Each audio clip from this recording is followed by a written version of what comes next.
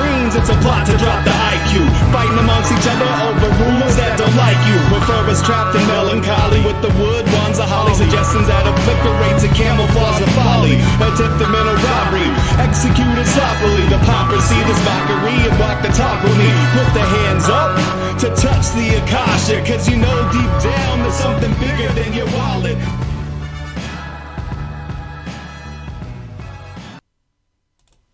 Sweet eternal balance of all that is good, true, and beautiful, friends.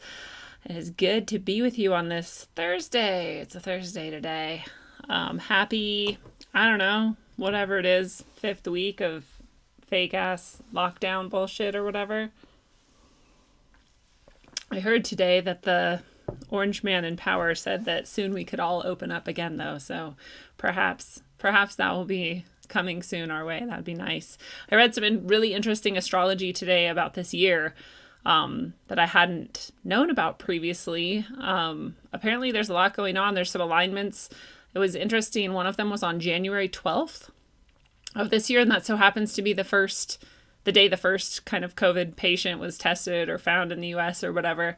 So that's interesting timing. And then there's some interesting alignments, some interesting what's it called? Eclipses. There's 6 this year when there's usually 4, I guess, which I didn't even know there was usually any number of them. And then there's a really significant alignment. And if I'm not wrong, it only happens once every 4,000 years. And it's on the solstice of the winter solstice on the 21st. So that's going to be interesting. And following the winter solstice is always our 3 days of darkness, which could be the 3 days of darkness referenced in many prophecies and texts, who knows, but either way, it is the 3 days where the sun appears to be motionless on the horizon. And so during that time is already kind of a profound spiritual time of pause, and it's kind of pregnant and waiting, like a void, which we're going to talk about today as far as feminine aspects. And you know, the solstice itself is also significant astrologically and astronomically, as well as spiritually. So a lot of kind of confluences of power and import going on this year that I just was learning about today, thanks to Frank from Eyes Open. And so that was fun. I didn't realize 2020 was such a big year for change, and a lot of it centers around sort of us becoming more independent and not relying on authority to save us, and, you know, not necessarily even independent, you know, because you still want to have community and connect with each other, but independent as far as not relying on the government to save your ass. And, you know, I guess more self-reliant and community reliant is more the key there than independence in and of itself. So, but fascinating, because these are the types of themes that I've been sort of heading towards in my own life path and spiritual path. And here they are all coming to a head this year. And here we are in the strangest year that we've had yet. You know, someone pointed out that on April 15th, they didn't have to pay their taxes, but the government paid them $1,200. So it's a fascinating time in all kinds of ways. And I hope that you all are still sitting well wherever you're at, in your strong in your heart and your mind, and keeping connected as you can. So I'm going to say what's up to the people in the chat. We got Raleigh. What's up, Raleigh? Always holding it down. Appreciate you. Arwen is here. Nice to see you again, Arwen. Chrissy is here. Amanda is here. I don't know if I've seen you before, Amanda. Nice to see you. Drew is here. What's up, Drew?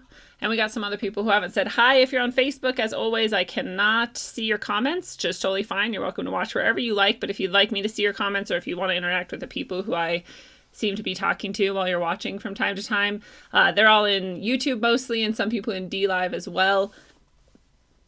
So if you want to go check that out, then you are more likely to have some interaction there. What's up? Breakfast at midnight. Nice to see you.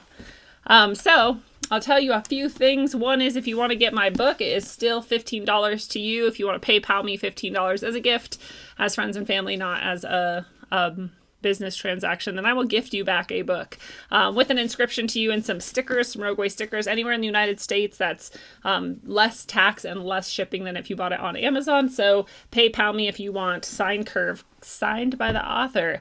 I also lately have been selling these beauties.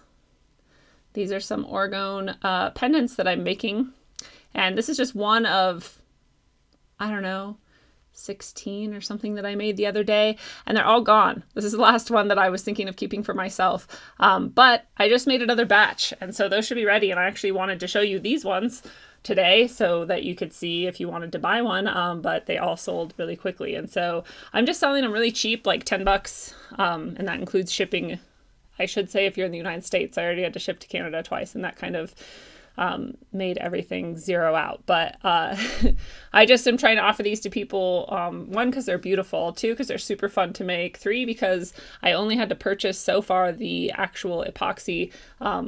The rest of these materials are all things that I just happen to have. And also because I think more people should have orgone around because it's pretty cool. And so these have metal in them. They've got flower bits. Some have leaves. Some have homemade, handmade paper. Some of the paper has more metal in it. And there's crystal bits in here of various kinds, but all of them contain some quartz and yeah, and they're just beautiful. So if you are interested in these pendants, then I will have more ready soon. If you're my Facebook friend, that's where I tend to post stuff.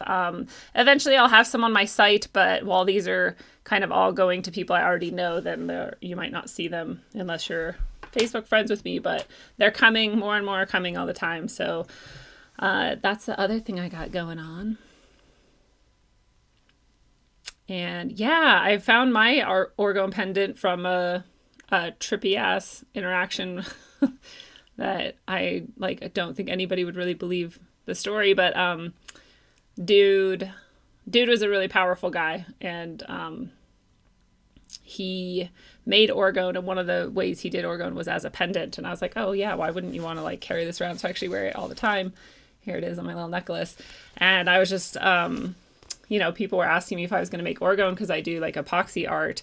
And I was kind of like, no, why would I? Everyone does. And then I realized no one really does pendants except that guy. And I was like, well, fuck it. I'll make pendants. And mine are even prettier. So, I'm a little biased, but anywho, what's up, Con 23 Canals or something? From Turkey. What's up? Turkey. I can't remember. I used to live in Turkey. All right, and now I want to show you some other things. So one of the things I always forget to tell you guys that the songs at the beginning and the end are done by my boyfriend, Johnny Bravado, and he has a Patreon. You can go support even at the $1 level, which is awesome. For anybody, just get some support at the base level there. But one of the posts that's for the public is this Atomic Rogueways outro song by him and some other people that he makes music with. And so if you want that song, if you're into that song, I love it personally, obviously. That happens at the end of Rogueways, then you can go here and get that for free. That's for you. And you can also look at the other stuff he does. Is pretty cool stuff. So I'm going to try to remember to remind people that exists from now on. Also, you can go support me on Subscribestar. I've also got a couple tiers, one also at the $1 level. Anybody can do $1. If you find value in Rogueways, then I would appreciate if you could share some value back with me. That is a sharing economy and it works best. There's also a couple other levels that you get access to various things that are only on Subscribestar and not anywhere else. So check those out. The best one is this $55 one. My 10 card tarot readings are generally about an hour one-on-one session with you via Zoom or Skype, and they're usually $60. And here, if you do it $55, you get $5 off that personal reading a month and all the stuff on Subscribestar. So that's the best value you can get out of me. You can also go to rogueways.org and see all kinds of stuff. I write a lot of shit. That's not shit. It's cool. There's links to all my sort of social here. You can subscribe to the site. I really like this video of this octopus. He changes colors. He's cool. But I like to navigate this site by the tags down here on the right. You can kind of see the kind of shit that I write about, like alchemy and altered states and consciousness and nature and occult and lots of poetry, lots of spirituality, and lots of consciousness and things like that. And if you click on one of them, then it'll take you to all the things tagged with that, obviously. Like for example, a bunch of the old episodes of Rogueways from season 1 and 2. And some poetry and stuff. So anyway, that's one way I like to navigate my site. You can link to all the books that I've written, like Sine Curve, which I already showed you. You can buy it from Amazon here if you don't want to, buy it from me for cheaper and get my inscription and stickers. And my other books, A Gypsy on the Res and Mutable Realia, are also here. Those are fun as well. If you don't know, Sine Curve of Aeons is a fictional novel. It's got time travel, interdimensional fucking entities. It's got a love story that transcends time and space. It's got the divine feminine and masculine, like we're going to talk about today. It's got the Kali Yuga and just the Yuga cycles in general. It's got all kinds of shit, and the bad guys are fucking creepy. And A Gypsy on the Res is my memoir from a time I spent teaching on a Native American reservation. It was a fascinating time. It's pretty funny. Little short stories. Each one's like a page or two long. Very, very short little stories, and there's, I don't know, just a handful of them. It's a pretty funny book, and it takes you through my first year teaching. And then Mutable Realia is the poetry that I wrote before I had a website. So it's all the stuff I wrote before I published things for free. There's a page that tells you about my tarot deck that I use and kind of my philosophy about tarot readings. And you can read some testimonials of some people who have had readings. Got 100% success rate for people's mind being blown. So that's fun. And you can buy some merch while you're there. There's all kinds of cool Rogue Ways gear. I've got some myself. I've got this shirt and I've got this mug. And there's other fun stuff as well. I'm a fan of the logo. I made it myself. Also, in the shop section, you can get tickets to Logic. Again, as far as I'm concerned, this is still happening on June 18th through 21st, if I'm getting the dates right. It's at least close to that if I'm wrong. And so you can get tickets if you want to come join us there. It's going to be super fun over in Pennsylvania. And then I also have some classes that I teach and other types of tarot readings and guidance sessions and things that you can grab here. So lots of stuff to check out on the site. And finally, if you want to donate to support the show, I really appreciate that. A lot of people do super chats and things on YouTube, and that's really nice as well. But PayPal is the most direct, and it costs the least amount for you and I. We both get more of our money for ourselves instead of supporting other people. So paypal.me/Corey Sharman. And if you can't remember how to spell Corey Sharman, rogueways.org is also CoreySharman.com. So that's always right there as well. Anywho, that's all that stuff. And I'm going to say what's up again to whoever has shown up since we started. Cherry Falls. What's up, Cherry Falls? Chrissy Prez. Yes, I'm sending more out tomorrow. Those ones turned out pretty rad too. And we have helps make plants grow, helps us grow, helps good energy be around us. There's no reason not to wear an orgone pendant, especially when they're this pretty. Shit is rad. I feel like I'm not really even doing it justice, but it's pretty cool. It's pretty cool. Oh, thank you, Raleigh. You're so nice. I love that it won't show me the emoji you're using, but it describes it. So it's like Raleigh Dangler donates a red hand pointing up. And 3 red hearts of differing sizes. It's very autistic. I love it. What's up, Sasha? My friend Sasha got a pendant too. The digital apparition is here, that sexy guy. We've got all kinds of people. Again, if you're on Facebook, I can't see your comments sometimes ever because Facebook doesn't like to tell me about comments, which you may notice too. Notifications are fucked up. The more I live, the longer I realize that I'm just meant to be fucked with consistently with electronics. But so I maybe won't ever know that you commented in any way. But if you want to interact with me or other people, YouTube is the place to be. Go to Rogue Ways and you'll see the live streaming there. All right, I think that's what I got for you. And so we can get started. I don't know how big to make myself down there in the corner. What's up, Sencha T? Nice to see you. Sencha T is punching me right in the face. I love it. Just joking. Fist bump. So, I'll tell you guys about sex. Let's talk about sex. I'm very disappointed that sex is so desecrated. It's a good word, desecration, because it has the illusion as part of the definition that it's a intentional sort of destruction of something specifically holy rather than just a random thing. So desecration is a nice word to use here because sex is holy, and sex is one of our superpowers as humans, and it has been pretty fucked up over time. More and more and more so all of the time, and we're getting to a state of, I think, crisis with this. So I'm glad that we can talk about it, and I'm glad that you guys all are here to participate in that. I know that talking about sex can get like weird for people, especially in our culture, but we're gonna just do it anyway because that's how we roll. So pendant gang, rise up. That's right. I'm making my cult of infinite pendant wearers around the globe.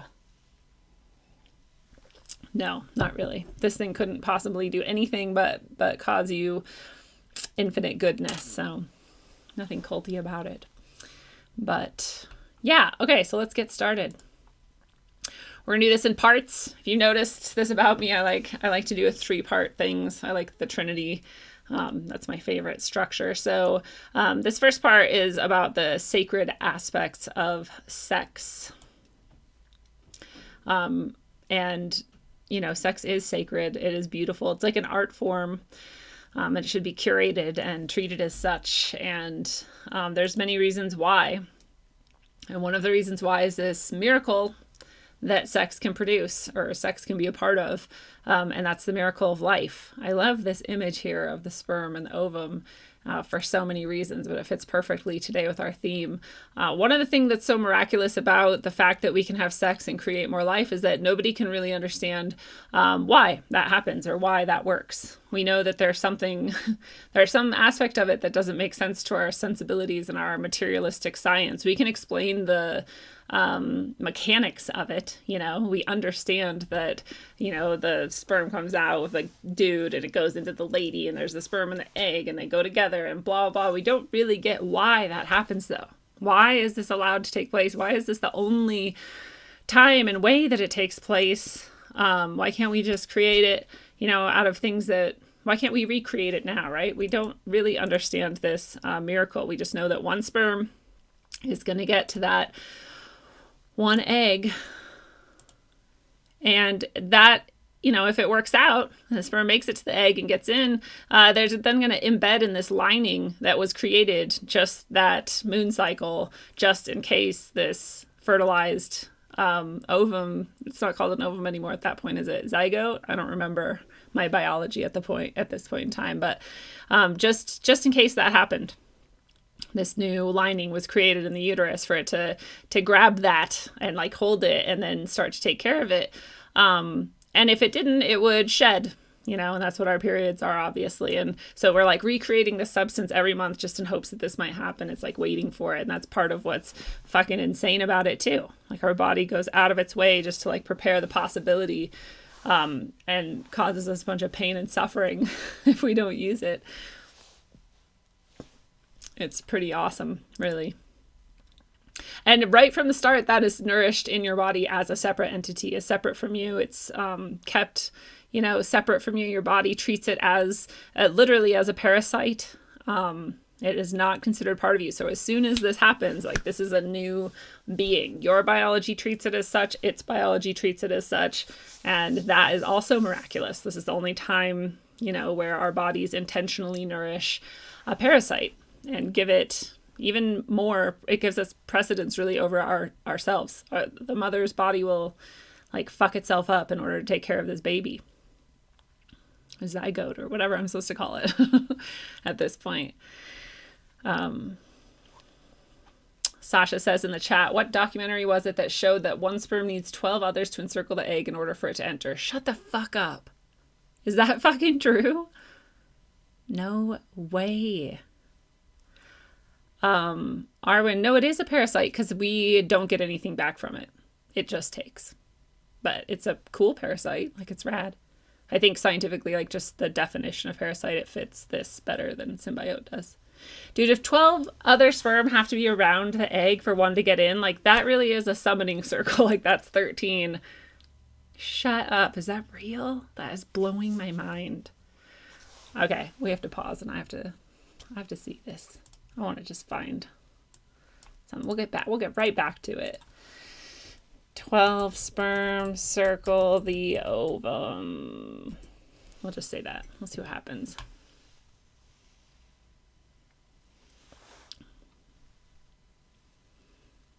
"12 widely believed sperm facts that are actually false." Well, of course, I'm not just going to find it by searching DuckDuckGo, apparently, but shit, if anyone remembers that, yeah, it would be equated to Jesus and the 12 disciples, because that's exactly what it sounds like. And a summoning circle and magic. Like, it just adds to the miracle. It's like pretty fucking crazy. Pretty crazy. That's rad. Well, if anybody knows that documentary and has heard of that, then please send it to us, because I would love to learn more about that. Obviously, DuckDuckGo is not going to help me figure it out, but that's fucking rad. 12 million. No, I mean, yeah, like 12 million come out of the penis in an ejaculate matter or whatever, but that doesn't mean all 12 million make it to the egg. There's only a few. But it'd be pretty wild if it's 12 have to be there for the one to get in. But hi, Steve. And hi, Lacey. Wild. Yeah, so we don't actually know, we don't actually get why this technically happens the way it does, or like what makes this, create a new life. And beyond the science, like, where does the life of this soul actually come from? How did it find this specific egg and sperm or whatever? It's the whole thing. Everything about it is pretty fucking crazy. It's pretty miraculous. We literally create new beings by doing this. This is the power of sex. And we can't reproduce that process. We can't create life, no matter what we do in a lab. We have to have the sperm, the ovum, the receptacle, or whatever you want to call the fucking material on the inside of the uterus. Like, we have to have all those things from another body in order to create it. We can't create life on our own. And this is a universal theme. This isn't just, something that happens in biology when we're making new babies. We have these same truths smeared all over the place. So we've got the masculine. We have sperm coming out. It's a straight line usually, right? We saw that little image. They're kind of wiggly or whatever, but its essential structure is this straight line, right?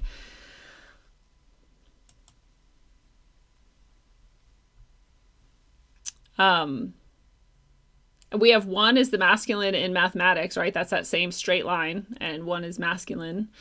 It's interesting. It's like a spear. A spear is the masculine representation in many ways. A spear kind of like brings action forward. It's fiery movement, raw power. That is the sort of masculine element in nature, is that, momentum, that movement, that action, which is what a sperm does. And it's bringing that force and that energy forward, momentum, movement. And isn't it interesting that the genitalia of a man mirrors that function? The penis is a line, right? And so that's fascinating. And the male masculine principle is immovable, right? We say. The feminine, the ovum, is a circle or a void. 0 is the feminine in mathematics. Femininity is like a void, right? We take that energy from the masculine, that spear flowing forward, and we form it. We create form out of it. We have that void in which the form can take place. But we need that active action energy coming into that void in order to form something. The feminine element in nature is creative. It creates that form. We bring that form to the raw power that we get from the masculine. You see the balance here. And isn't that interesting that our genitalia mirrors that function?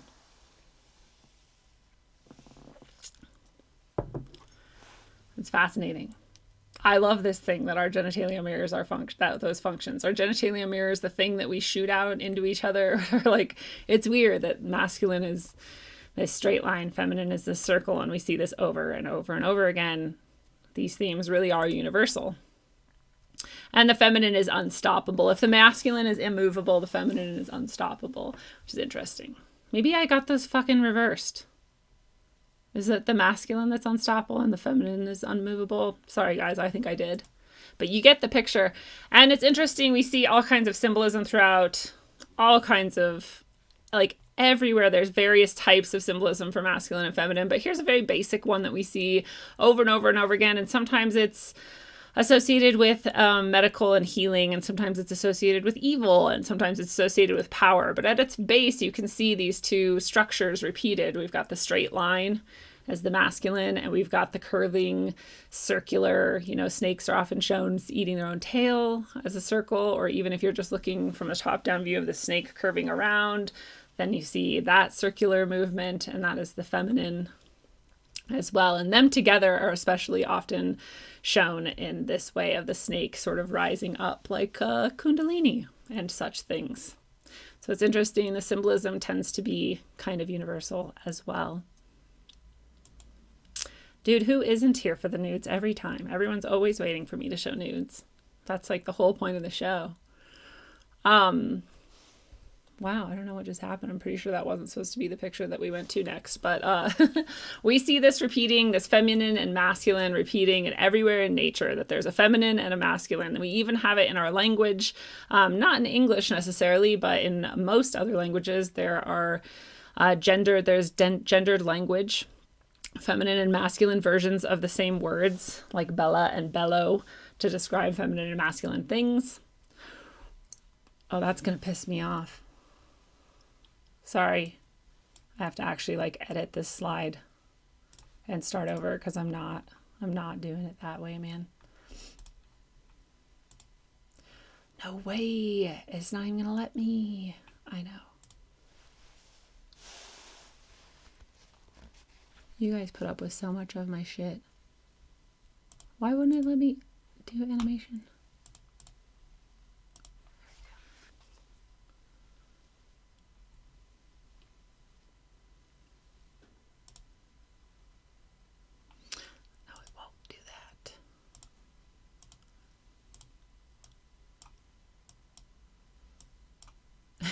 You guys are like, what the fuck?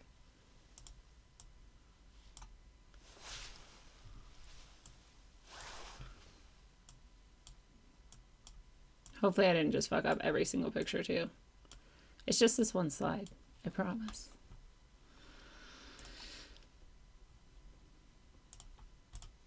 Yeah, so we also see it in coding, computer coding. We've got the 0 and the 1, the masculine and the feminine, the on and the off, the action and the void. We see it in plants, obviously, because they're alive too. We've got male plants, we've got female plants. I always have asked my listeners to send me nudes. I'm not sure why people haven't been listening this whole time. What's up, Austin Beach? Just in time for the nudes. We see masculine and feminine differences in all aspects of nature. Obviously in ducks, I love that the men are the fancy ones that put on all the kind of makeup and fanfare in order to attract the mate. It's a little bit different than how we do it. I mean, I really think we both do it in humans. I think men and women both do. But anyway, we see the masculine and the feminine everywhere. We see masculine and feminine behavior differences in the behaviors of animals even. It's like so obvious that it seems stupid to say it. It seems I'm like not trying to talk down to you like you're 5 or whatever. I'm just like pointing out because I feel like in our modern day we've sort of intentionally been erasing the fact that masculine and feminine principles exist universally in nature, in the universe, throughout every single level that we can identify. And that's just all there is to it. It seems stupid to have to point out. So I'm sorry that I have to point it out, but I do.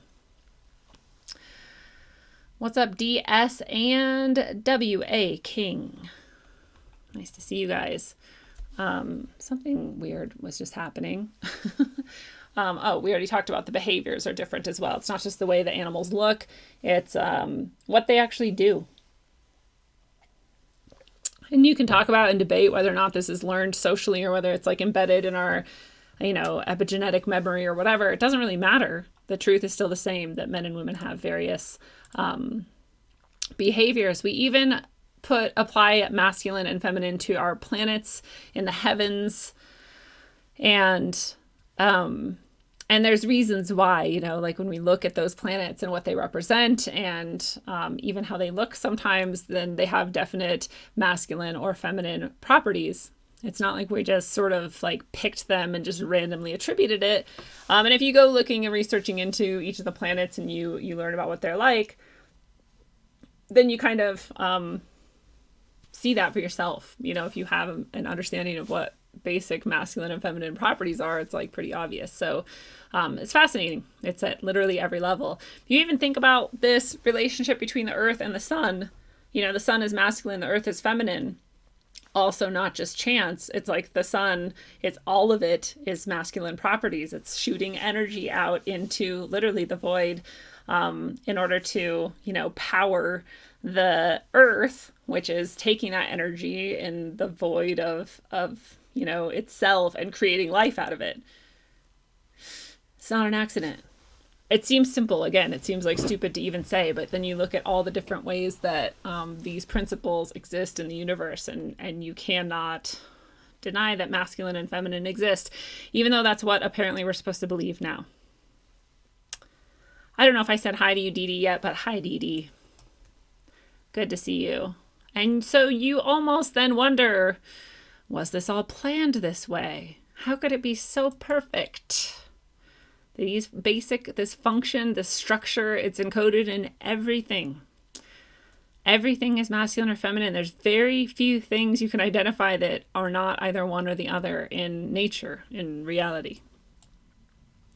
It is like two halves of one whole. When they're together, they create literally new life, new creation, or a new being, a new entity, or a new experience. And in fact, they have to be united in order to create something new. There is no other way that we know of in the entire universe to create something actually new, except uniting masculine and feminine into one alchemical marriage. What's up, JB and WA King? Nice to see you guys over there. I hope I haven't missed anyone in the chats. And again, we see this repeated over and over and over in principles throughout every single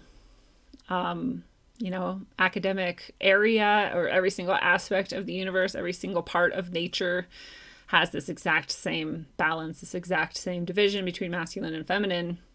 And you could take away all the identity bullshit you want, and what's left is the actual principles of it and the actual, reality of it. It doesn't matter. I don't give a fuck what you identify as or what you want to, it doesn't matter at all. When it comes down to it, you have masculine and you have feminine. And sometimes, rarely, you have a mix of the two, whether in biology or, hormonal balance or whatever. That happens. It's pretty rare. But even then, you have masculine and feminine principles. They're just blended. So the identity part doesn't matter to me at all. I don't find it interesting. I don't find it I don't see a purpose in even like thinking about it. You just like either think of yourself as feminine or masculine or don't. It's never going to affect me. And it's never going to affect you how I identify. So I don't care about identity at all. I do care about these universal principles that exist throughout all of nature. What's up, Sue Finelli? Nice to see you. And so, as always, we see this as above, so below, right? We see this up in the heavens. We see it down here on Earth. We see it on the microscopic level. And as within, so without,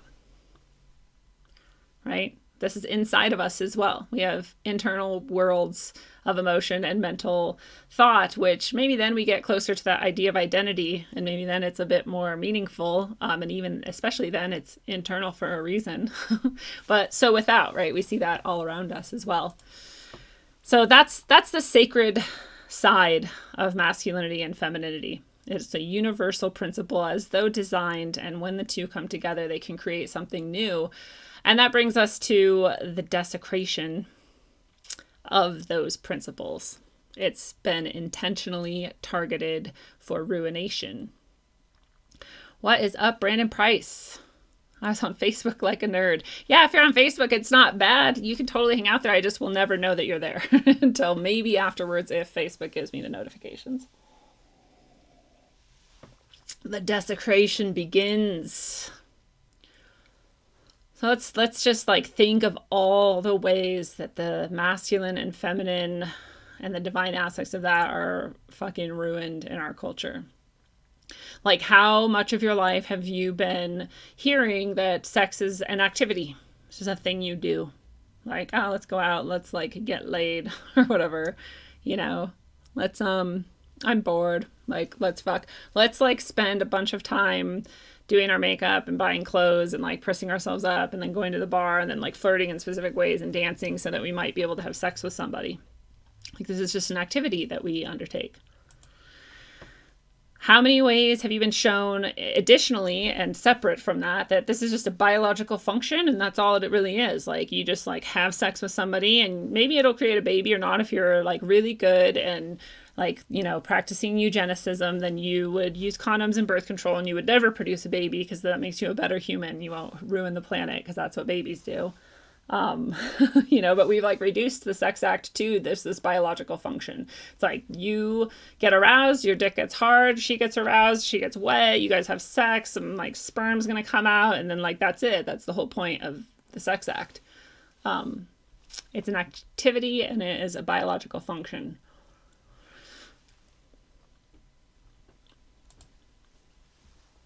And how many examples of casual or degraded sex have you been shown? Infinite. Like, I can never even imagine trying to count in one day. Like, you know, because like I don't watch TV really.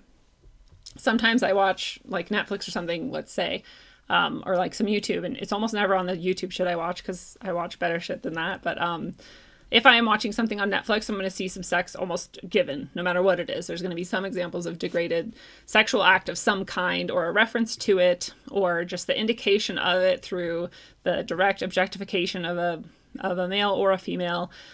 And even if I'm not watching that shit, if I'm driving around, there's like a billboard with like a fucking half naked lady holding like a beer bottle like she's going to blow it, and just like it's fucking everywhere. You know? I mean, it's everywhere, and it's always casual.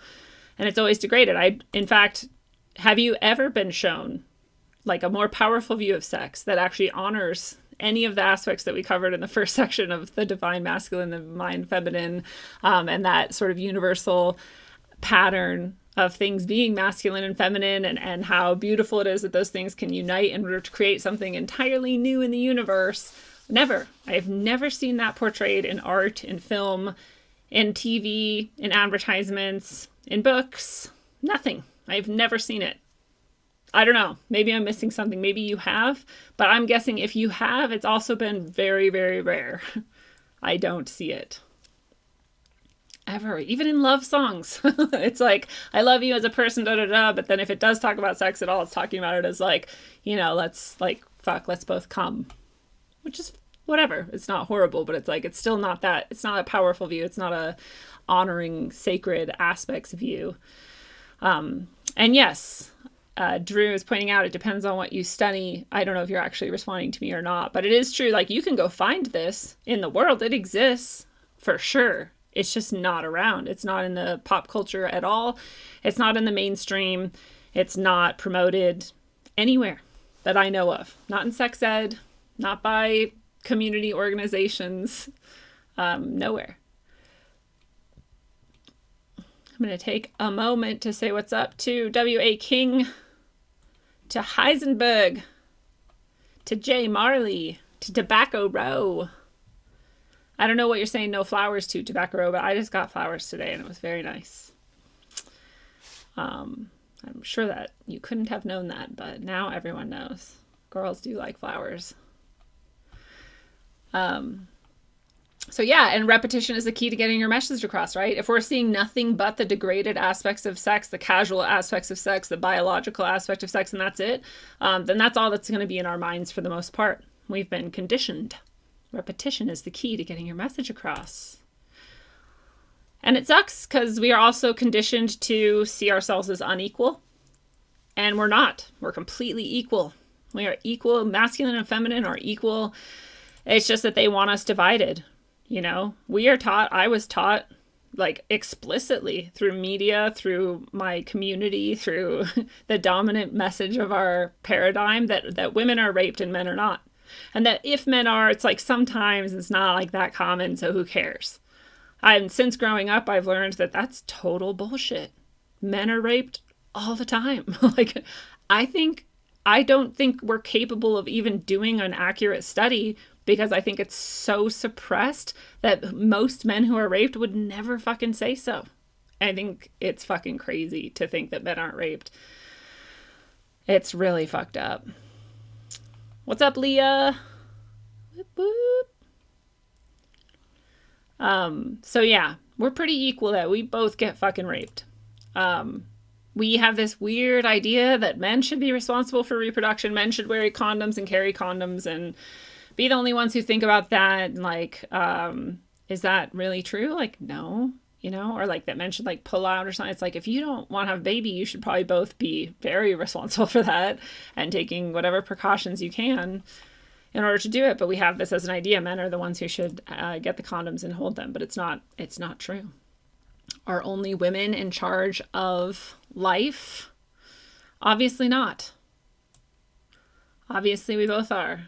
I'm talking about like if you get pregnant, it seems that women are given the responsibility for deciding whether or not they should keep this baby or not, who's going to raise it, you know, who's going to pay for it. And it's like we have this weird idea that men aren't a part of that. I mean, to the point where many women will have an abortion without even caring what the guy wants. And that's celebrated. That's in our culture. We celebrate that. You know, and just the kind of idea that men don't really have to, unless the law steps in, stick around and take care of that baby, but that the woman definitely has to do that. So it's just a weird, and it's not true. We're both responsible for creating it. We should both be responsible for then what happens to it at every moment after that in a shared way. In reality, we are. It's just our culture has made it lopsided. And the only reason that anybody would want it lopsided is to make us divided. This is one more way that we get to fucking hate on each other and divide ourselves from one another instead of being united with each other in a common goal and common, you know, support system. At my age, this is Tobacco Row. At my age, rape is having a woman force you to remodel her kitchen. That's seriously, like, I hate that people think that female privilege is, or that male privilege is the thing. And I'm like, there's a ton of female privilege. Like, I walked into a car parts store one day, and I'm not fucking kidding. Like, every man just like stepped back out of line and like let me go first. There was like 6 other guys there, and they all were just like, "Oh, you," like in unison. They just knew that they would all let me go first, and I was like, wow, like that's power. That wouldn't happen for a guy. Women have a lot of power. Male privilege is a thing, and so is female privilege. Every category of anything you could classify a human as has some kind of privilege.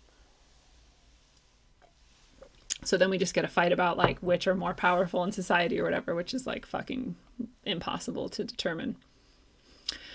We also have this idea that only men objectify women, which is fucked up. Like all through my life, you probably heard it too. It was like, oh, all these magazines, all these unnatural standards of beauty for women, and like, oh, women are just treated like sex objects and like whatever. And I'm like, what? Like, so everyone forgot that everyone was like fucking salivating over, I don't know, like Johnny Depp or Brad Pitt or something, or that they were like, didn't have their shirt on, or like that didn't exist to anybody, only the other way around. Like, it was very strange once I saw it, but that whole time growing up and being conditioned by this repetitive programming we have to desecrate these things, these aspects of ourselves, I never saw it at all. It took me a while to be able to look back and be like, oh, it was actually happening to both of us equally. We're equal. We're just divided. But we have this idea that it's just about women for some reason. Only women get objectified. It's weird. And even if you go to the stuff, people are like, yeah, but women were more likely to be shown in like, you know, bondage or like being like literally physically like oppressed and beaten or whatever. I'm like, I've seen men too. There's songs that like Madonna and fucking whoever sing about like beating their men, and it's just not true that it's only women. We're equal. And are only women oppressed by our society? Like, obviously not. There's tons of men who are oppressed by our society in various different ways, all across the board, at every level of life. It's like people are oppressed, and our system is oppressive towards humans. It's oppressive towards life. It's oppressive towards communities. It's not just oppressive towards women.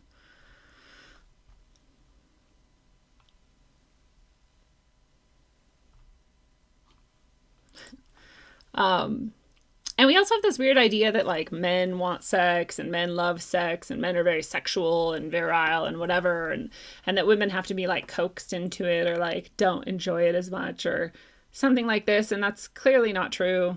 Women love sex, otherwise you would not have sex happening. It's like women like sex too. It's pleasurable for women too. It's weird to me that we have that stereotype. And we also have this weird stereotype that we're told that masculinity can be toxic. And it can be toxic. Masculinity can be toxic. But women and femininity can be toxic as well. And it's very, very strange to me that we only talk about toxic masculinity and we never talk about toxic femininity. It's not that strange because I know what their game is, and their game is to take all of our natural traits and turn them against us and divide us between one another, because we're never weaker than when we are divided. But women are hella toxic. If you can get to any age, I don't know, let's say like middle school even, and tell me that you've never met a toxic woman, like I'll really wonder where you live and want to go there, because there's toxic women all over the place. They've been there my whole life.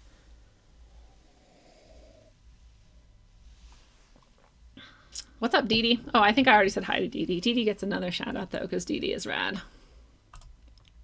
You guys can just like play on my bad memory and just like pop in and out of chat, and I'll just say your name like 16 times a show. Both men and women are objectified. Both men and women are sexually exploited at various levels in various ways. Both men and women are twisted out of their natural states of being in this culture that we have developed.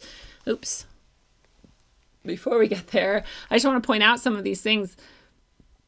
It's not like, this isn't like a science, you know, this is just an image I found, but it's pretty interesting, you know, some of the feminine characteristics. If you're being, you know, sort of empowered in your divine feminine self, you're going to be a bit more selfless, perhaps. We think of feminine as more caretaking and giving.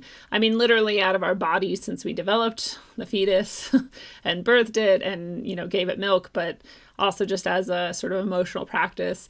We give energy for doing good. We have humility. We hope. We're content. We make do with what we have. We persevere. We are affectionate, compassionate. We have patience, empathy, and love. Nothing is saying that men don't have these things. The idea is that the natural state of a feminine being that's in accordance with the sort of universal themes of femininity and what femininity is for, these sort of characteristics would be a bit stronger and more likely to develop strongly. And so if you're living in your divine feminine self, you would have a lot of that going on. And if you are living instead in a state of being twisted out of your natural way of being, and you've been thwarted in some way and you haven't developed appropriately because you live in a culture that's sick and teaches you to defy your sort of inborn state, then you can become toxic. And the toxic feminine looks selfish and sabotaging and jealous and isolated and withholding and impatient and blaming and full of despair. And if you've ever met like a really fucked up teenage girl, that's a pretty good description. You know, people always describe how, you know, girls, like when I was a teacher, I was much happier to interact with teenage boys because they're just kind of straightforward and easy creatures. And the girls are, as I was when I was a teenager, like backstabbing, manipulative, like I will ruin your very soul if you cross me. It won't just like, you know, guys can just like punch each other and walk away, and girls are like, I will rip you apart to shreds. You will feel like you want to die when I'm done with you. And that is toxic femininity. And it's pretty common, because we live in a place where no one is really all that safe or nurtured or cared for. So yes, femininity can be toxic as fuck, and it's all over the place, and we see it everywhere. We just don't, for some reason, talk about it or care about it, because we'd rather live divisively. The divine masculine then would embody sort of these masculine principles. of strength and confidence and assertiveness and energy for achievement, endurance and dignity, and all of these things, focus, this all goes along with all the masculine characteristics that we talked about earlier. And so if you're living, in an empowered, healthy state, then these are going to be the things that, again, are going to be more likely to coincide with a masculine energy center. But if you are living in a state of, like our culture desecrates all of these things and twists them against themselves, then you might become a toxic sort of masculine, and you might be weak or self-loathing or angry or intimidated or intimidating, or boastful or reckless or indecisive or full of cowardice, as well as other things. Anytime our psyches are twisted and harmed, we're going to come out with some bullshit. No matter what we have going on in our sacred selves. So yeah, we desecrate both. Both can be toxic. And again, this is like some of the first TV programming I was aware of as a kid, that wasn't Mr. Rogers and like Muppets and stuff. And this is sexuality, right?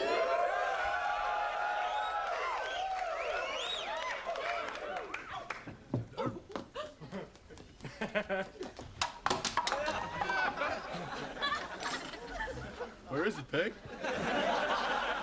Where is it, baby? Don't do this to me! I'm wearing it, baby. We'll take it off and fry it up. I'm starving.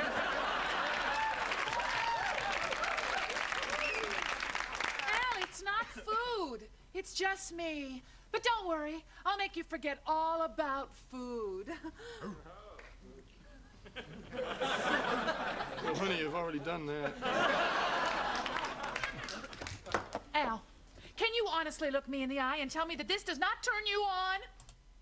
I don't know if you can, oops, I don't want to go there yet. I don't know if you can remember that show, but when I see that clip, it's just a random clip from a random episode. I feel like that's every single episode they ever made. Like Peggy's, going out of her way to be sexy and whatever. And Al is like too stupid to know, or too incapable as a man to like provide sexual pleasure for her or whatever. And, she just wants to get off and he just wants to like go to sleep or whatever. He's super ineffectual. Like, I feel like this was the plot of every single episode, but I also feel like it was like, we were mocking this, otherwise it wouldn't be a show, but at the same time it was like, this is normal, you guys. If you're just like in this relationship where you don't give a fuck about your partner and you like never want to have sex with them, like that's okay. And women are just gonna be fucking like whatever in your way and you just want to take a break and that's fine. Or like, it's just weird, like the programming that went along with this. This is supposed to be an example of a family, I guess. I don't know. I didn't like it when I was a kid. I don't like it now. It made me feel really gross then. It makes me feel really gross now. It's absolute trash. And it was an attack on the family unit, Gnosis Gnome says. Absolutely. Absolutely. Like the kids are fucked up. The parents are fucked up. It's all twisted around. There's nothing divine about this. And not that we need everything to be like the height of like, purity but it's just, there's a reason why every single show is like this bullshit, and we're just saturated with this filth and this absolute degradation. Nothing about Peggy screams mom, by the way, and nothing about Al screams dad. It really is the family unit, and this is already broken, and this is a long time ago, and this was, not even the beginning. We could go back further. We could document this throughout time, but interesting. So we also have tons of sex apps. 4. Okay, number 3 is D-list. D-list, I haven't even heard of it. I don't like them is because a couple reasons. One, they have very poor customer service. I have posted ads. We have so for many me and a sex play partner apps looking that we for another can couple. fucking Very basic ad. criticize They've their deleted it customer service. 85% of the time. You know something? You suck. I try and contact them. I never get any replies. I don't know why I'm giving these people They views. suck at responding. I just okay? like, this is Number how 2, many, you're driving around. this is how saturated we are with sex apps, is that we have people making critical videos of the top like 3 sex apps that exist. And I mean, to be honest, I think I forgot that there was the title of this video reminded me of it, a Craigslist sexual casual encounters section. I mean, you can go on a Craigslist and make an ad and be like, I want to get fucked tonight. And someone will be like, I'll be there. Ugh, like so gross. All right. Try not to judge anyone. I'm sorry. Like, so many sex apps. There's like sex apps for specific kinks. There's sex apps for, you know, how many people you want to fuck at once. Like, it's fucking crazy. I definitely could have found a better video for that. Is that root beer? No, this is my kombucha. For a long time, it was like a tradition that I would drink a kombucha on every show. And then I got my mug and I started drinking like coffee and tea on every show. And today I'm doing both.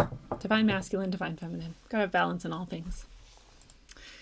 And yeah, now we're taught that casual sex through Craigslist and other apps is actually really good for you. It's great. Is casual sex objectively bad for us? Or is this just another grossly over-exaggerated moral sex panic that the US has had no shortage of? A grossly exaggerated moral sex panic that the US has had no shortage of, because it's just panic when you are concerned about whether or not it's okay to go fuck like 6 people at a time, you know, every Tuesday. In the 10 years since, we've learned a great deal about casual sex from social science research, my own and that of other scholars. I feel like on her arm over here, she just drew with various colors Sharpies, or like her child did. But virtually 90% of that knowledge is based on US undergrads. And trust me, you are not the only people hooking up. So to supplement our knowledge and understanding of this phenomenon, I started this website called the Casual Sex Project. It's an online space for people of all demographic backgrounds to share their true stories of hookups. My hope was... She just wanted to get to the truth of casual hookups and how good they are for people. So at ecasualsexproject.com, you can go tell her about how fantastic your casual hookup was and how good for you it was. And that is going to be, you know, the definitive proof that casual sex is great for you. You know, everyone's really just overblowing it and obsessed with long-term relationships and commitment. And, you know, there's no reason you shouldn't just go fuck anyone you want. This is part of the desecration. I'm not going to judge a fucking soul. I just think it's interesting that this is the intensifying messaging and repetition of the pattern that we're getting over and over and over again. Like, just fuck things and people. It's fucking great. Just go fuck things. This is how it is now. This woman will describe an interesting bit of hypocrisy.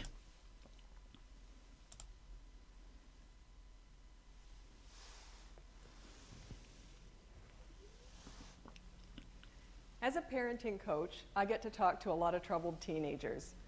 About 6 years ago, I had a really interesting conversation with a 16-year-old girl. It was on the phone. This is me with the phone, by the way. And it was a coaching session. It was on a Monday. So I said, "Hi, sweetie, how you doing?" And she says, "Oh, I'm doing okay." I said, "That's good. How was your weekend?" She said, "It was okay.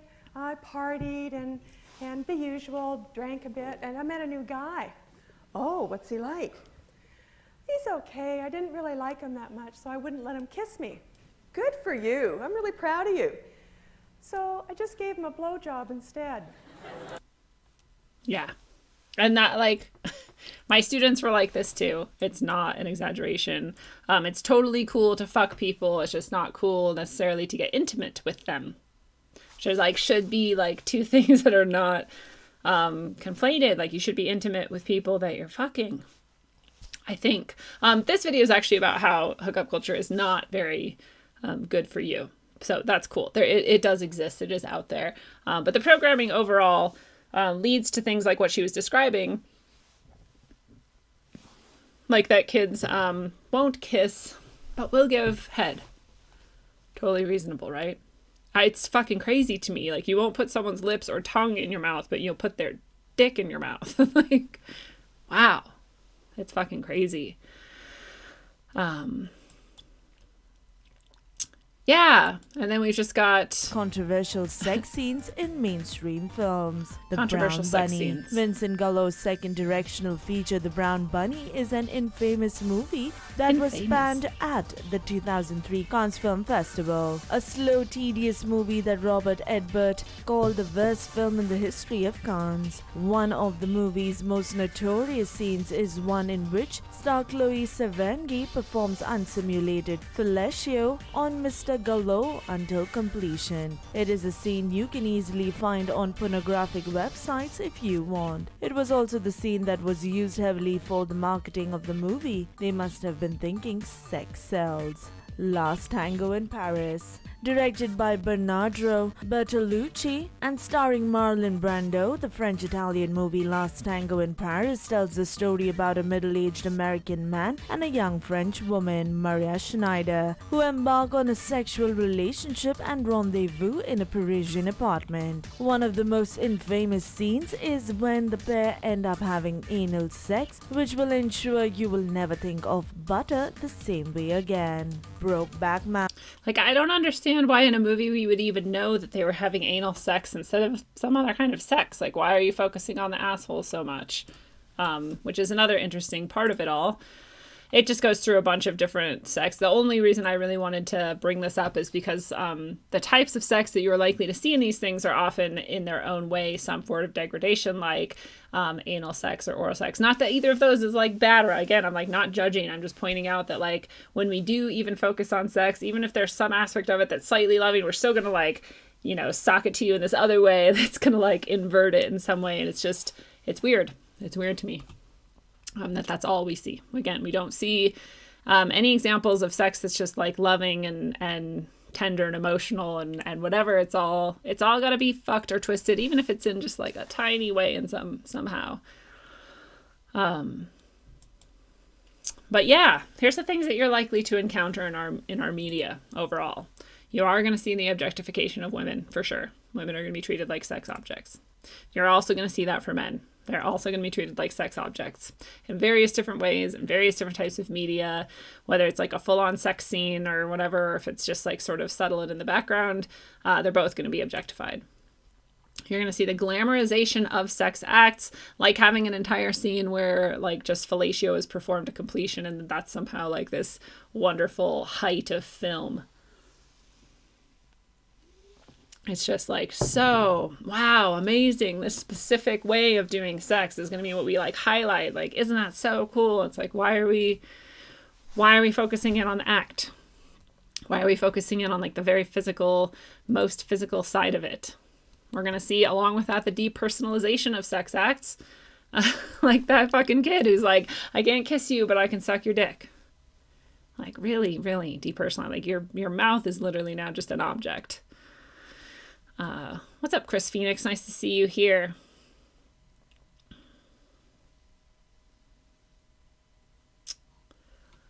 Yes. Sex acts highlighting degradation. Again, like that film, we have this whole movie apparently about their sexual relationship, which is interesting. You have to like differentiate between sexual relationship and otherwise. But that's a sign of the times, right? You could just have a relationship with someone, or you could have just a sexual relationship with them. But that sex act was specifically anal sex, and that was highlighted. So there's some level of degradation there, whether you like it or not. You know, it's not. I don't know how to explain it in like the least judgmental way possible, because I don't actually care whether you specifically go have anal sex or not. But like, it's not. It's like we'll get into the inversion of it later, and then maybe it'll be easier for me to explain. And ass eating. This is like a thing now. Like this is like a really popular pop culture trend, that you would literally like stick your tongue where people's shit comes out of their body, where like pure waste comes out of my body. That's where you're supposed to stick your tongue down, and that's like cool. It's fucking insane to me, and it makes me feel kind of old, like, but I'm also like, dude, that's like unsafe. Like that's how you get E. coli, and fucking gross, and fucking why? Like there's something wrong with that. There's something really wrong with it. But again, like the focus on as much degradation, depersonalization, and inversion as we can the better as far as our culture seems to be concerned. And that's intentional. There's a reason why eating ass is super popular right now. It's fucking disappointing.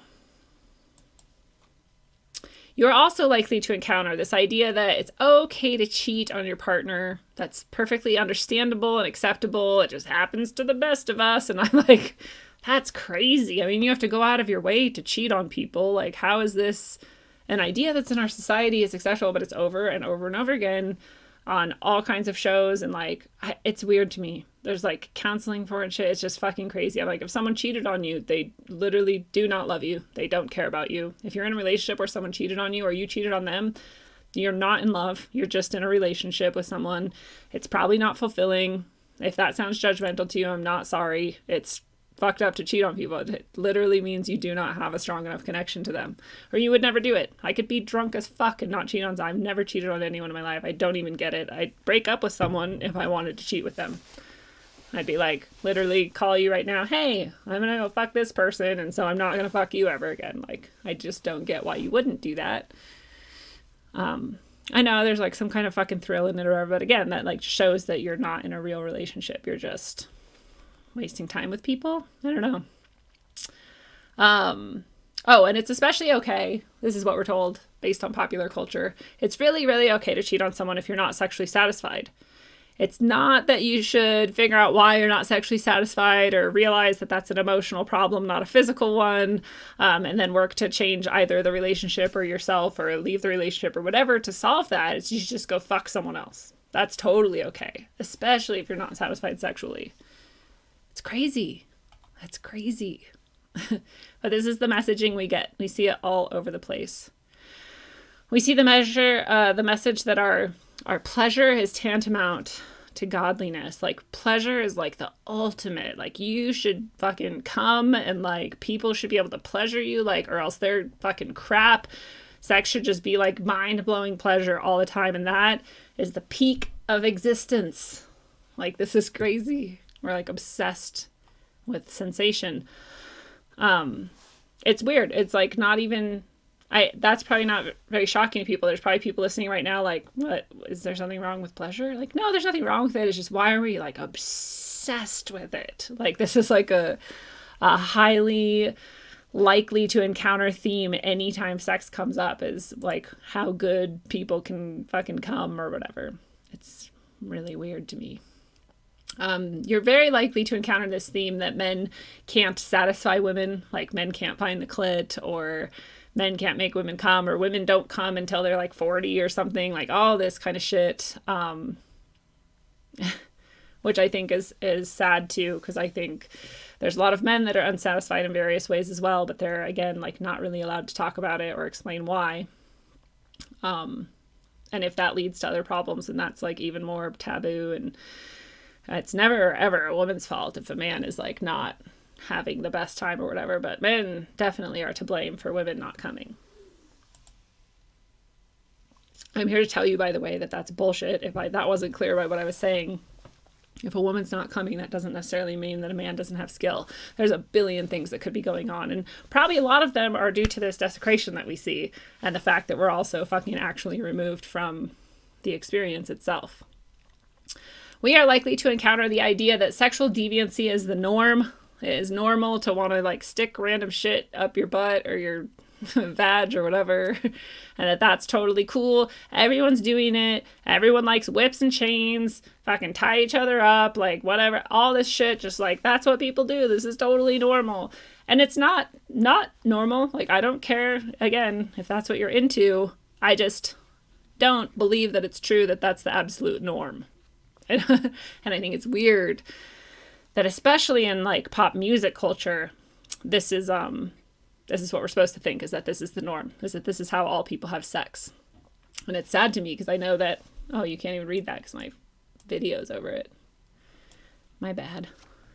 Anyway, it's sad to think that there's people who are like just coming into sexual activity and they believe that what they've seen in pornos is what sex is like. You know, and then they're going to like try to recreate that. And so now you've started this pattern that's probably unlikely to change for most of your life, in which you're seeking this thing that was never going to be what you naturally came to on your own. And the thing that you can't read now says sex should be used primarily as a tool. We're also going to see that message over and over again, that sex is a tool that we use in order to achieve things or change people or change ourselves, or like get a certain status or all this shit. Sex is a tool. That's mostly what sex is to us. I got booted off YouTube? No way. It says it's still going. I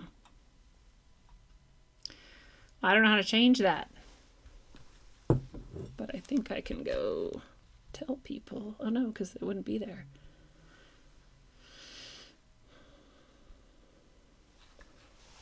Let's see.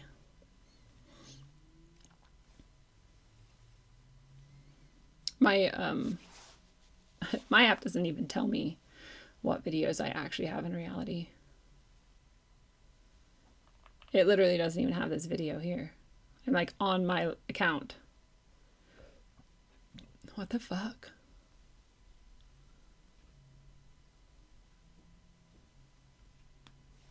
I know. I'll go on the computer. Did it boot you off YouTube too? Yeah, it's not anywhere. What the fuck? It just booted you? Yeah. Midway through? I guess. Like the video's not even there. Yeah, that's what I just saw too.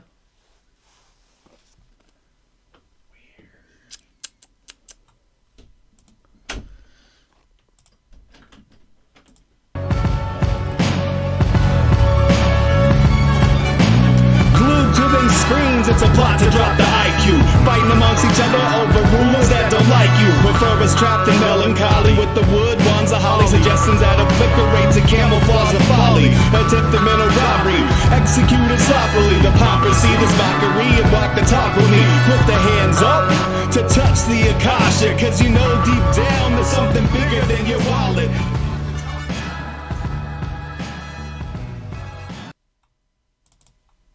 Interesting. I just got totally booted off YouTube somehow. No one knows why, but it happened. So I'm gonna wait here for a moment where we were at and see if people come back.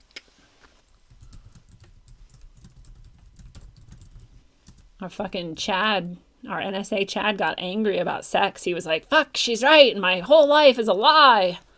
And then he booted me off.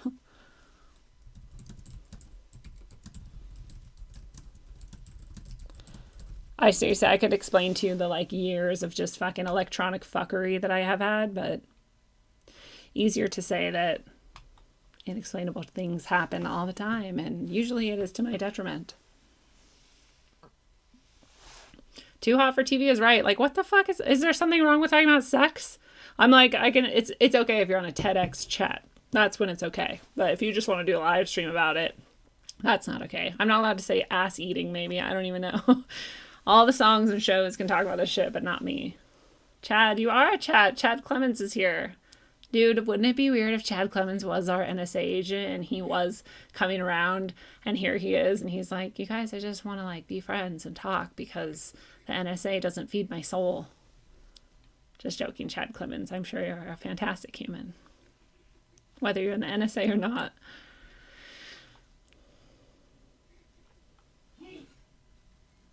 Really? In the midst of explaining the new trend of cake eating, there was a terms of service violation. You know that's not true. I didn't violate any terms. Like, again, I could be on a TEDx show and I could talk about all of this in great detail. You can even promote pedophilia on TEDx, but apparently I can't say cake eating. I like that. We'll just talk about cake eating. Anyway, it sucks because there was like 30 people that it told me of watching, and now there's like 10. Bunch of bitches. Whatever. We're gonna go on. We're gonna eat actual cake and not the kind that we're euphemistically talking about.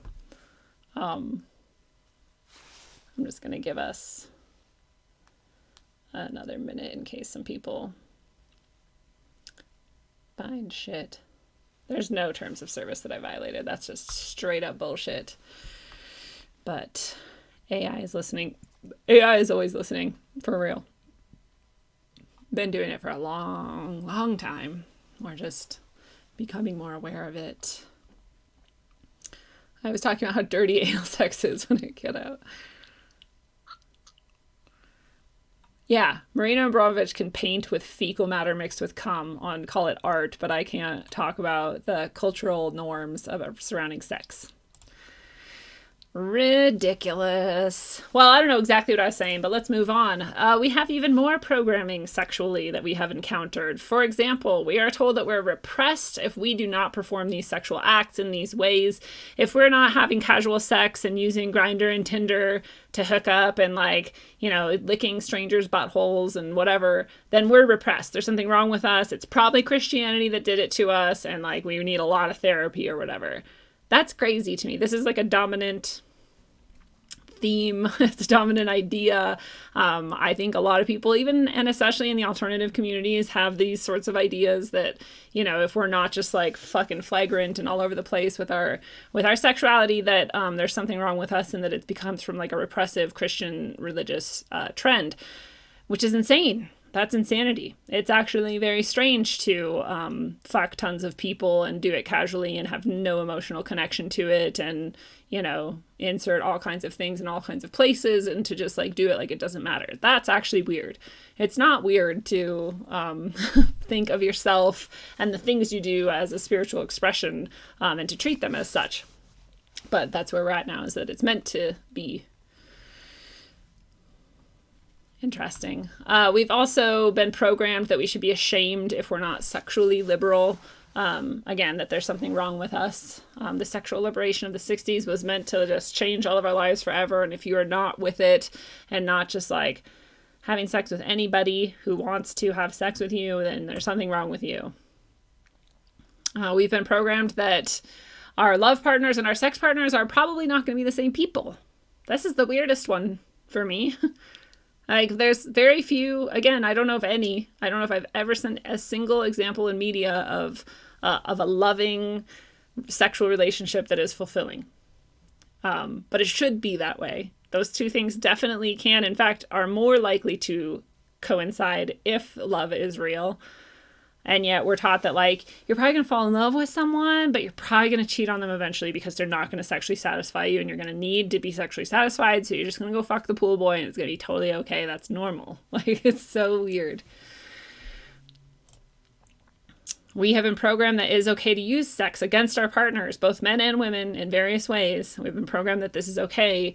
I think it's more common in women. The trope is, at least, that women are going to use sex as a tool against their partner and be like, well, I'm mad at you, so we're not going to have sex. And I'm not saying you should have sex with people that you don't want to. If you don't want to have sex, don't have sex. I'm saying it's fucked up to purposely use it as a tool for manipulation. That's not what sex is for. But we're taught that it's totally okay, and in fact you should. That's the easiest way to control a man, so use your power, girl, or whatever. It's crazy sauce. And we are programmed that it is really the most important thing about sex is that we come. We should orgasm, or else that was a pointless fuck.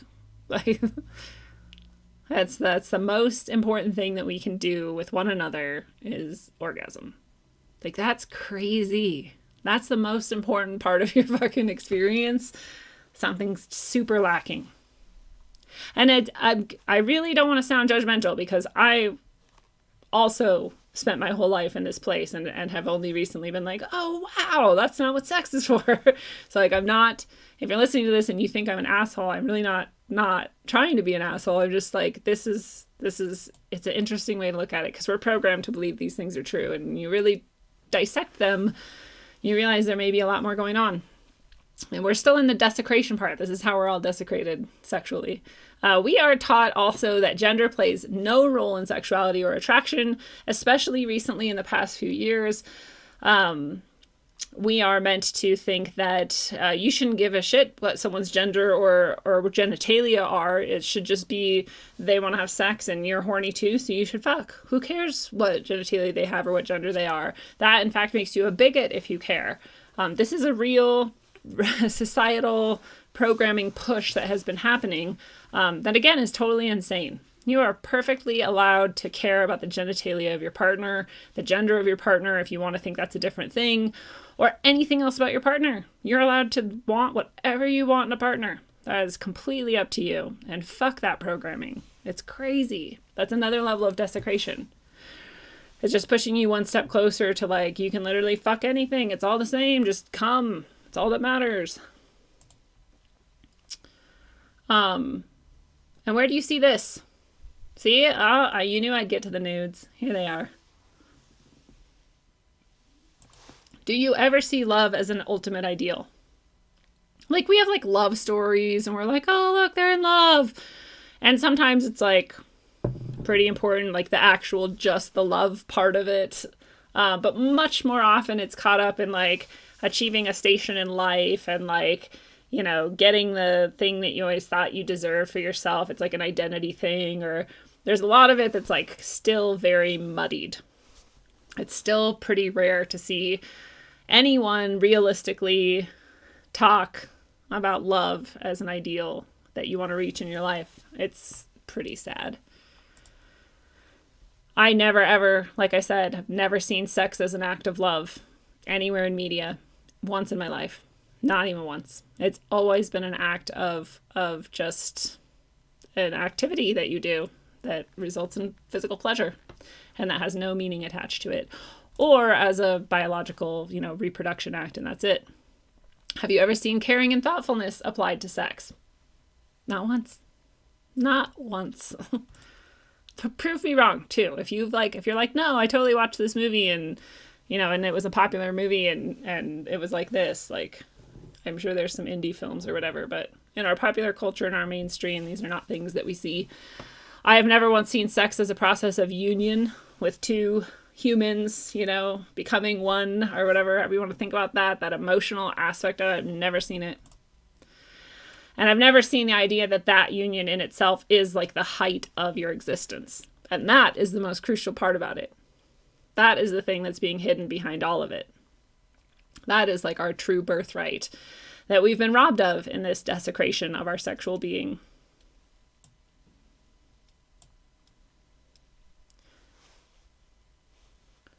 Sasha's saying Rocky is a good example, but I'm not sure of what. I'm not familiar enough with Rocky. I'm very sorry for all the people who are going to hate me now that I've said that out loud. How often media shows a positive sibling relationship? True. You also almost never see that. Very rare.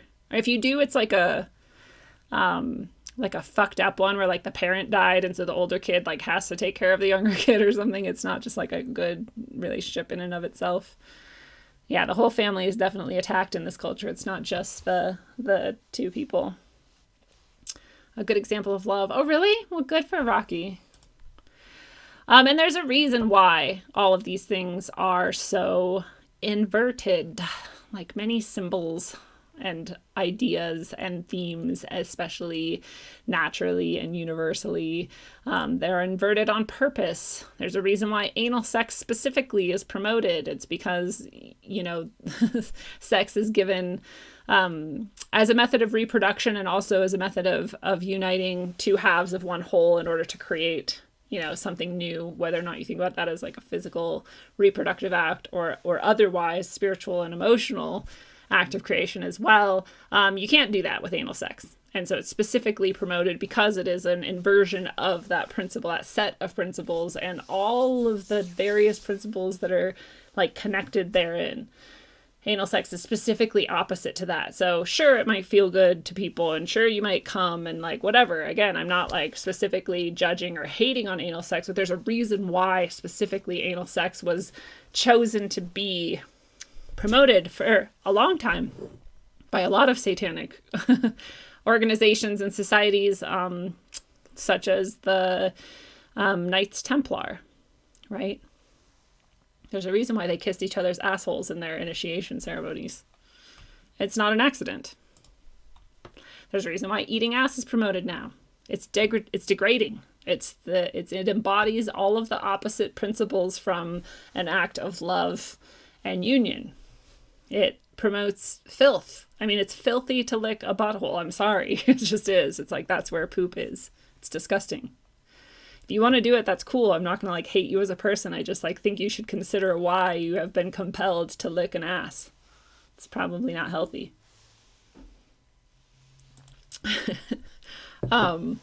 There's a reason why objectification is promoted and why degrading the most sacred ability you have has been promoted. There's a reason why that specific act has been targeted for destruction and desecration. It really is the most sacred act you are capable of committing. There's a reason why turning yourself into an object is promoted.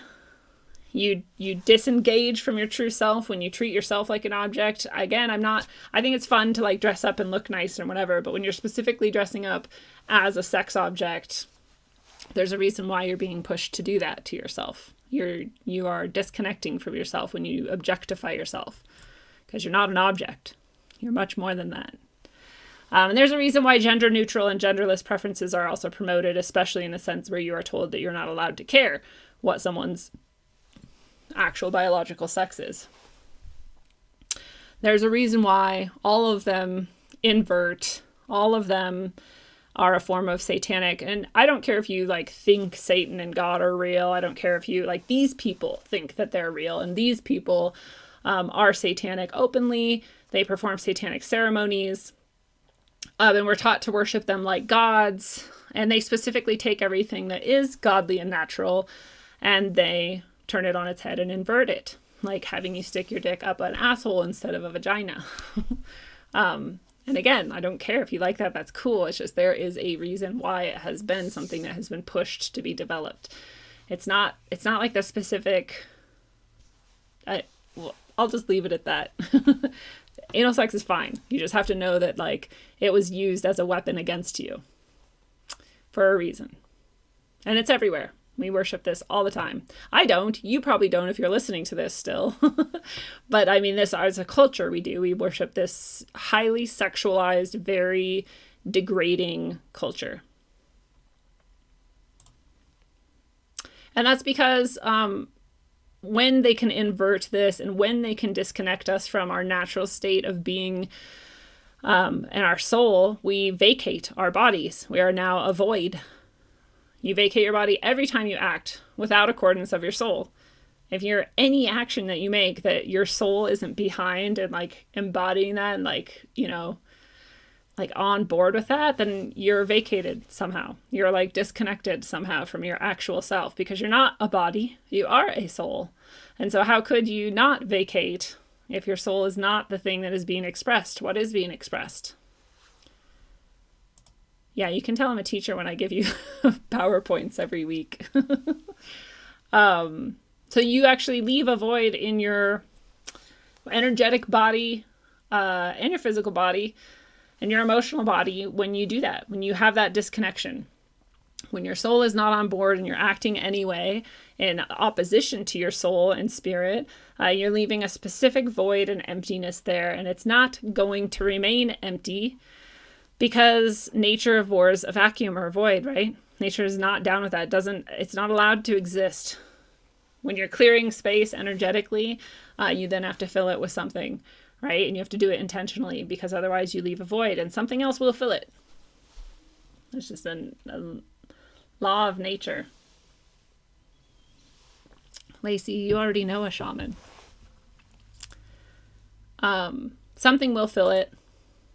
And it will not be your soul, because your soul is vacated at that moment, in that place, in that spot, for however much or little. So you're not like totally lost your soul or whatever, but that little part is like that void that you created in disconnection is filled by something that's not you. You're literally creating little portals for something to come through. There's a reason why they get you to do this shit. It allows more of their bullshit through.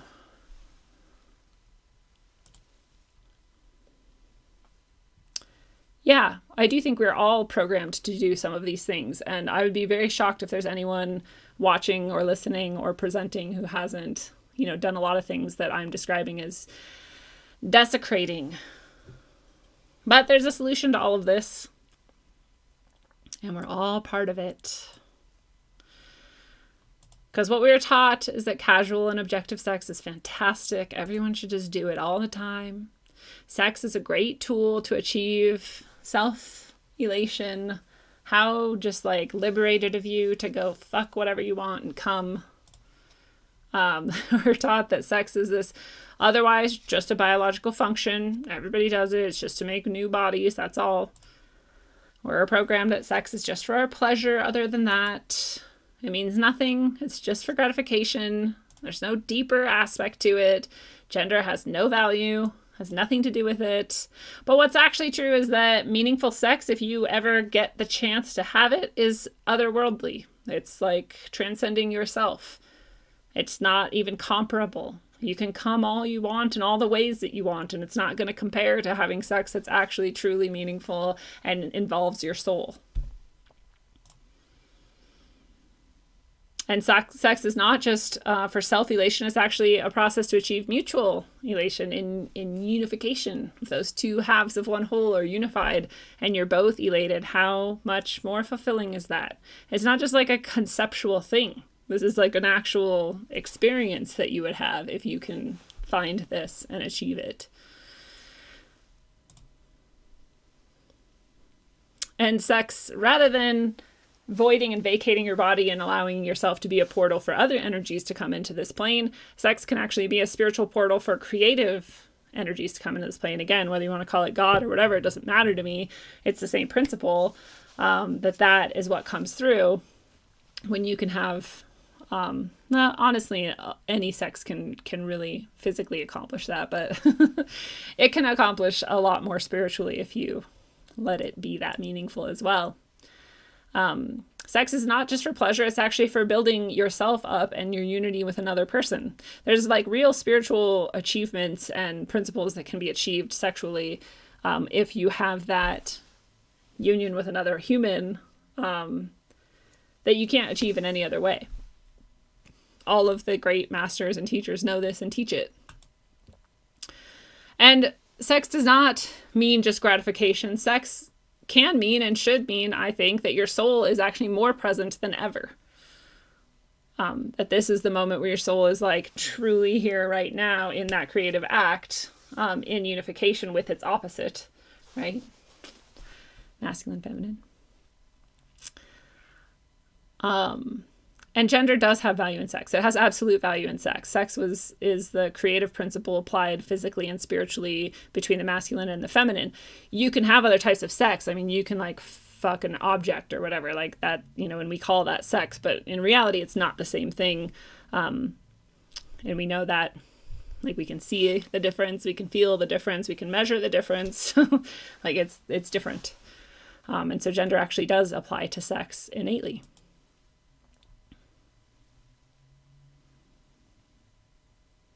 And so who is judging you? I'm not. I really am not. And I'm not because I've had casual sex. That has been my life before. And I thought it was rad. I thought I was like super liberated and amazing. I thought that all of those things that we just covered that were lies were totally true. I did not even question them. I was like, yeah, sex is just two people. Like, we're going to come. It's going to be cool. I don't even have to care about you. It doesn't matter. I thought all that was true. I totally vacated my body in order to learn about sex, but especially when I was young, I was like, oh, everybody's having sex, but I like really don't want to, but I like have to because everybody's having sex, and that's like what you do now, and if I don't do it, I'm going to be weird. I don't want to be weird. So I just like made myself have sex. I was like, oh, okay, I'm just having sex now. Like, it's so sad. It's so sad. It's so sad, and I wonder how many people have exactly the same experience of like just forcing yourself through it so that you can like say that you did it and like then now be one of the people who has sex. So cool. It's fucked up. It's so sad. I don't know how you change that for kids in our culture except to change the culture, which we're probably not going to do, but we can at least, hold these ideas here in ourselves and try to spread them. But definitely vacated my body over and over again for a long ass time for most of my life. Guys, I didn't know what love was, and I didn't have any examples of love. Not in the media. I think my parents loved each other deeply, actually, but my dad was pretty traumatized and really fucked up. And so I didn't like see it that much as an actual example, you know, and the media definitely doesn't give us examples of like real love and what it should look like, and especially not how sex would fit into that equation. If we see it, it's often just sort of this idealized thing, and sex isn't a part of it. So it's just interesting. I didn't have those examples, so I didn't know. I didn't have anything to copy, just like you probably didn't. And eventually I had to learn to listen to myself and the whole entire universe, like screaming at me in various different ways, to listen to this and to really like listen to myself about sex, which was not what I had been trained to do. So I'm not judging anybody, no matter where you're at in this issue. If you're like love having casual sex or whatever, like that's totally makes sense to me. This is like where we all have been programmed to be. I hope that at the very least you think about some of these things and wonder, why have you been programmed to have so much casual, meaningless sex and so little true soul-based like love and union? So please don't take judgment from this.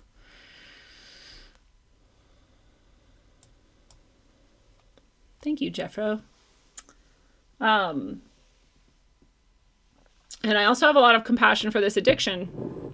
I think Sasha said it earlier in the chat, that sex is an addiction, and it's not just an addiction for like, you know, people who are like literally all day, every day, I need to be like finding sex and having sex and like jacking off and whatever like that. I get that that's like a thing. But I think most of us have an addiction to sex. Unless we become aware of all of these things and stop doing it, I think we're actually like taught to be sex addicts and to treat sex as like a substance that we abuse, because it has all the exact same characteristics and traits. You know, if you look at this is a cycle that has a misspelling in it that drives me insane, but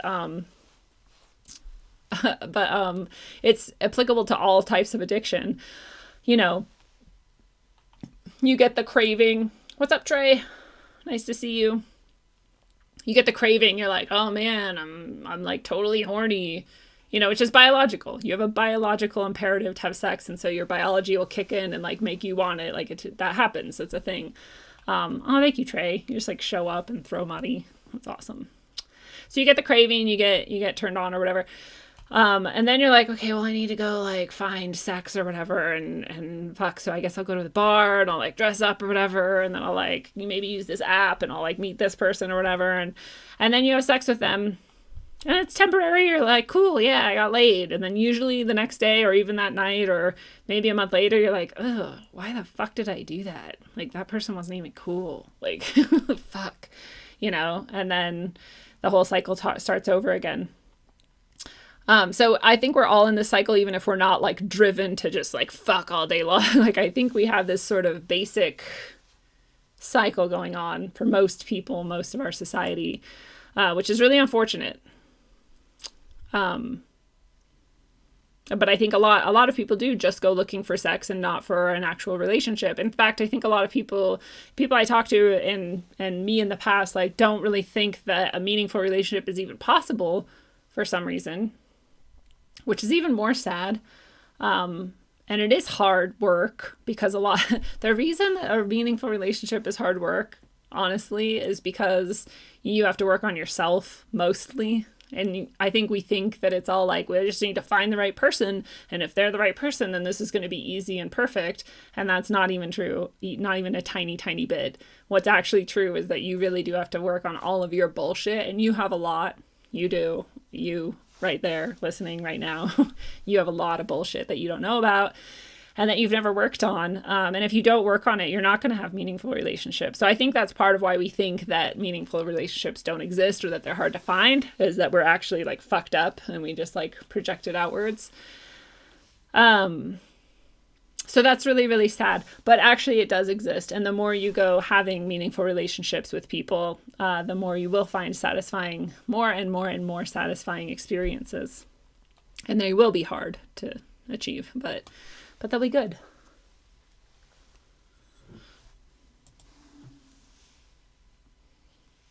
And definitely if like coming or making someone else come is your sort of highest sexual achievement, then that's a sign of addiction to sex. It's not the best part of sex. Unless it is for you at this point, but it doesn't have to be. You can do even better than that. And this is the part that is really, really interesting is, would it be terrifying to even try to have a meaningful, mutual, soul level, intimate encounter with another person? Like, if you think about that, I think it's crazy. I think most people, if they really were honest about this question, would say that that's terrifying to them. And that is really sad. This is how, like, not present with ourselves are, that we're not present with each other. And to be present with each other and be intimately close with each other is scary, because we don't see it anywhere around us. We weren't taught to do it. There's nothing in us that really even understands how to do that. There's so much bullshit with people thinking they're doing it, pretending to do it, and then being assholes and, like, not actually doing it. Like, there's a lot of shit caught up with it, but there's not a lot of examples of being very, very present at a soul level with other humans anyway, let alone sexually. And so it is, I think, terrifying for a lot of people. It's a way easier to just meet a random motherfucker and have sex with them. Way easier. Unfortunately.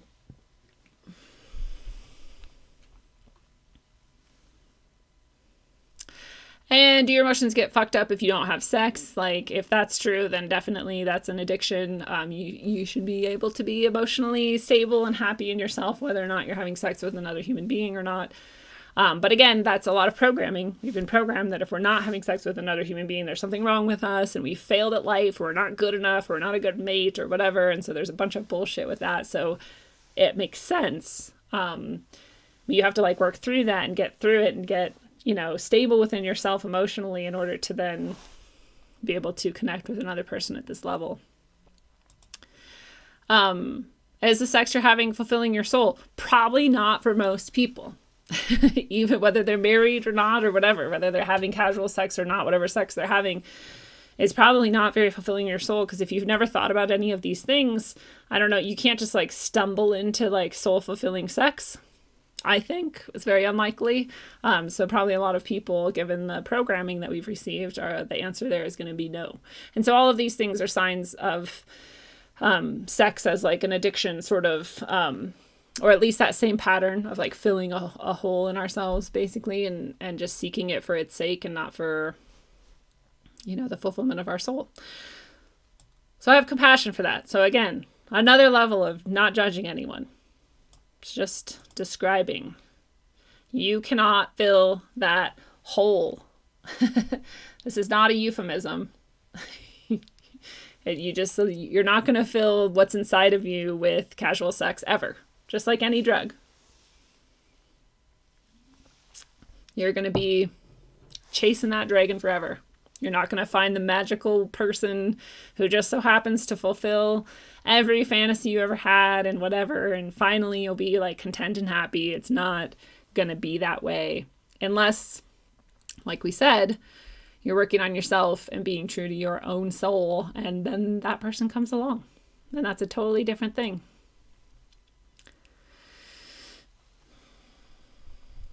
What's up, Lavendra Unicorn? Lavender says, I've only had sex with one person and I'm still with them today. In all honesty, there's a lot of baggage that needs to be dealt with to get back to the original passion. It's a 20-year relationship. Word. I don't even know how to have a 20-year relationship. Like, I just got to the point where I can talk about, the actual purpose of sex. So I'm really proud of you.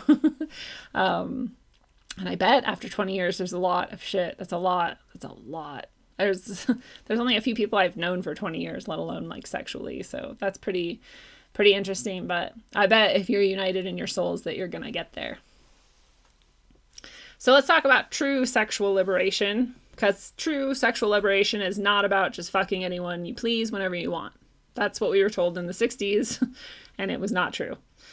I love this picture of these two, like, people staring off into the universe. When you got somebody you can talk about the planets, the stars, spirituality, metaphysics, history, Gnostic science, astrology, numerology, and knowledge of self with, that's true sexual liberation. I don't know. We could throw in a lot of other things to that list, but I just liked the concept. Because if you want true sexual liberation, you have to actually liberate yourself from your slavery, which is what an addiction is, to your desire, your physical desire.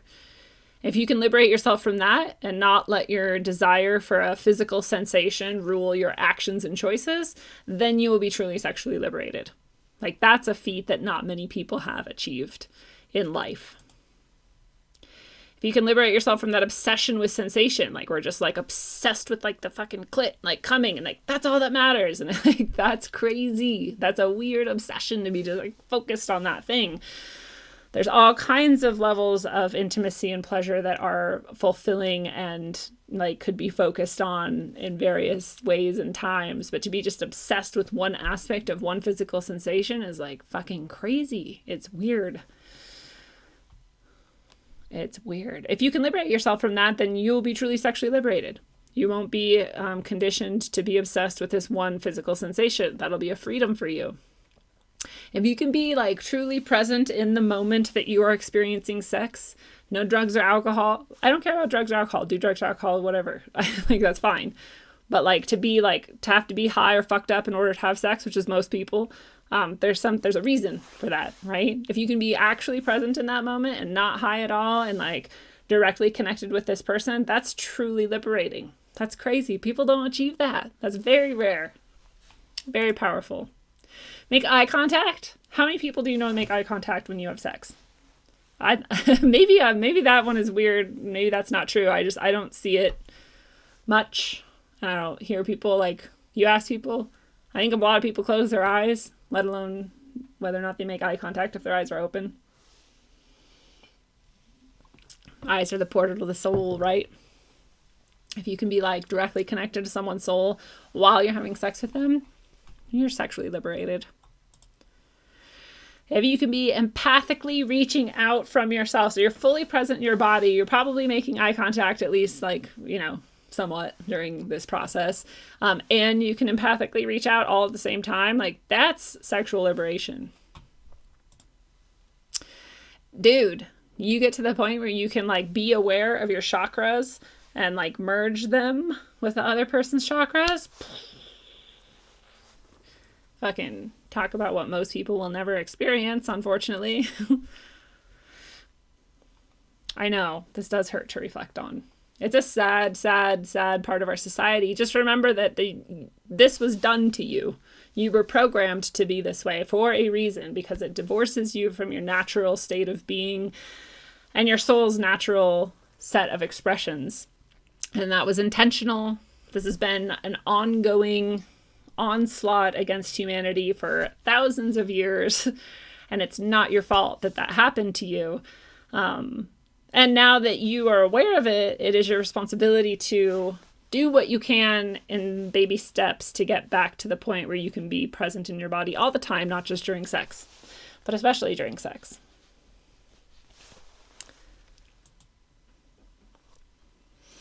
And yeah, to find out what it feels like to be that close with another living being, especially one of the opposite energetic location as you, like male and female, to be that intimate and present with someone, that's sexually liberating.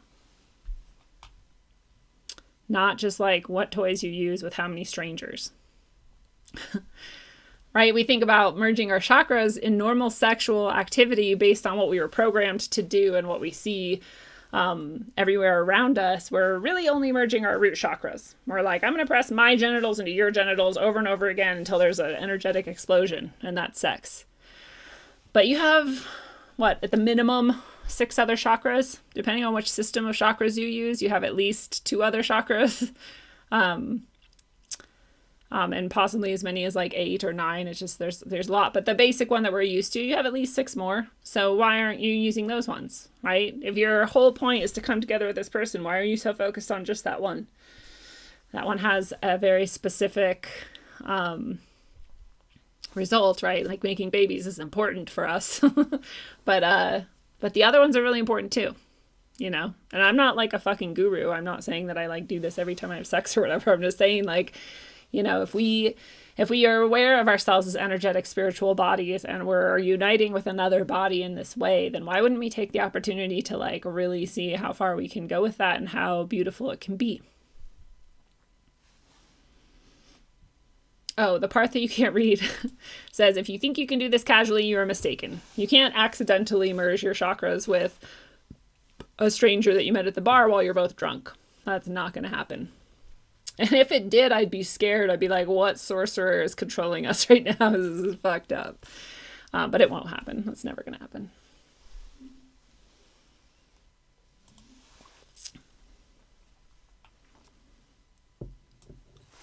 I'm just going to move me over to this other side. I love this picture. I just stumbled upon it right at the time where I was sort of having my own sexual awakening, I guess, and like realization that I had never had emotionally present, spiritually significant sex.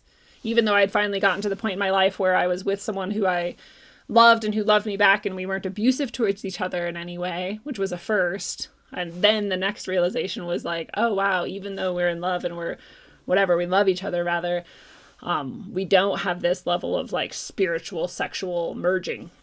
And that's meaningful. That means something. There's a reason we don't, you know? You can love a lot of people, but you can't spiritually unite with everyone. We'll just put it that way. And so I saw this image around that time and I was like, word, like this is the, there's structures and symbolism in this image that are beyond what most people would ever consider when thinking about sex. And we could do a whole entire show just on this one image and all of the aspects of symbolism that are in it. That's, you know, profound, but the basic idea is this idea of sexual, spiritual interaction between the divine masculine and the divine feminine, which produces something entirely new in both sides. And there's a reason that every ancient tradition honors those things and symbolizes them and holds them up. It's not an accident. There's a reason for it. And there's a reason why the sort of other side purposely degrades it. Right? So you just gotta like sit with this for a while and really think about, why was my divine and sacred sexual birthright just fucking raped from me? And why was I forced to consider myself as just an object devoid of a soul and to act that out in sexual ways over and over and over and over again through my whole life? Why was that done? It was not an accident. Yeah. So we really gotta sit with that. We've got all these illusions, right? We have these illusions that you're not masculine if you don't seek sexual pleasure casually. If you're not out just trying to fuck whoever, you're not a man. I can't imagine feeling that way. That's fucked up. On this one, you're just a fucking freaky, weird-ass new age weirdo if you think that sexuality is sacred. You know? You're like, ooh, way too hippy-dippy for people. So even though, like, the hippies were the ones who said, like, free sex and whatever, I don't know. But there's this idea that, like, oh, they talk about spiritual sex, like, gross. That's weird. You're a kooky weirdo. The illusion is that you are repressed if you don't lick assholes. Or if you don't have sex with the same sex or the same gender. That's the new thing too, right? You have to. If you don't, you're a bigot. You're a repressed bigot if you don't do that. The illusion that you are missing out on life if you don't use these toys and whips and chains and things and whatever. And that you actually need those things to keep things spicy. If you're not doing that, your sex life is just so boring. You square. But the truth is, you're super masculine if you're just a guy and you honor that pattern. You don't have to go fuck whatever you want. If you have a penis and you're a man and you just honor that pattern of masculinity, holding those aspects in the universe, like you're holding that energetic pattern on this plane, you're a man. That's all it takes. They're trying to deprogram you from that too, right? They're trying to teach you that everything about that is toxic. It's not toxic to be a man. Please don't stop being a man. There's a reason they want to take that from us too. The truth is that it's not freaky and fucking weird to think sex is sacred. You're actually just a person who values yourself if you value spiritual aspects of sex. You're just valuing your soul. You're just saying, yeah, I'm a spiritual being and my spirit should be involved in the things that I do. And sex is one of those things. In fact, it's the most powerful. You're just a person. That doesn't have to make you freaky or new age. Like, that's just a way of being. A pretty good one at that.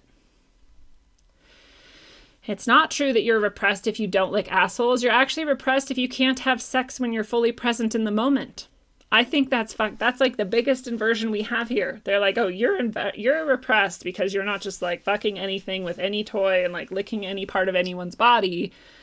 I'm like, you have to be not present in your body, not in connection with your soul to put your tongue on someone's butthole.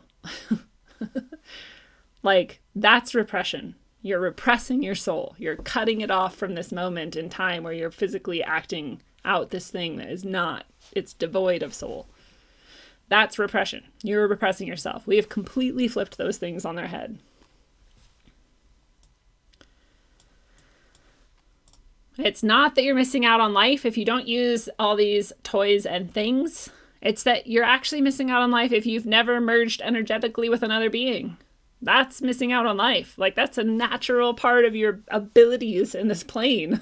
And if you never do it, you're literally missing out on life. It's such an inversion. It's crazy. It's craziness. The more I look into this and think about it, the weirder it feels. Like, they really have fucked us over. And it's not true that you need toys and lingerie and whatever to keep things spicy in a long relationship. What you actually need is a deep love to keep things spicy in a relationship. In my experience, when like the sexual aspects of a relationship fall apart, there's always an emotional or spiritual root to it. And if you love each other deeply enough, you're going to fix that root at some point. Excuse me. You don't have to use toys to do that. In fact, they might be fun, whatever, I don't care. It's just the actual root of it is something emotional and spiritual. So what you really need to solve that is love, not plastic objects.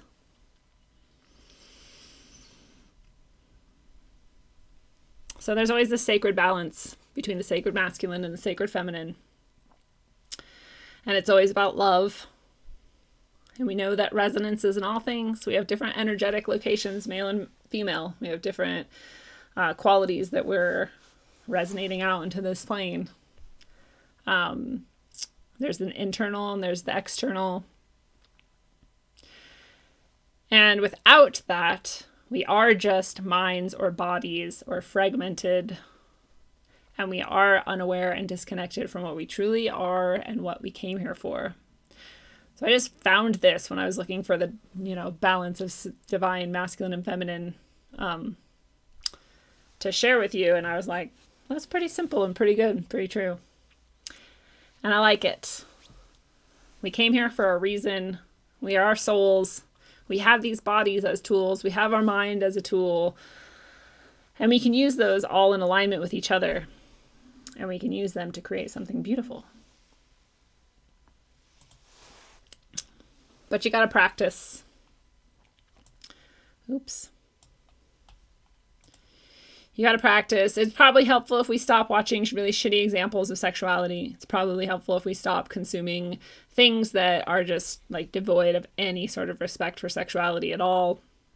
It's probably best if we stop consuming music and images that only reinforce that idea that we're just like a physical object that wants to perform a sensation with other physical objects. Like, get back to maybe fulfilling ourselves with more quality things.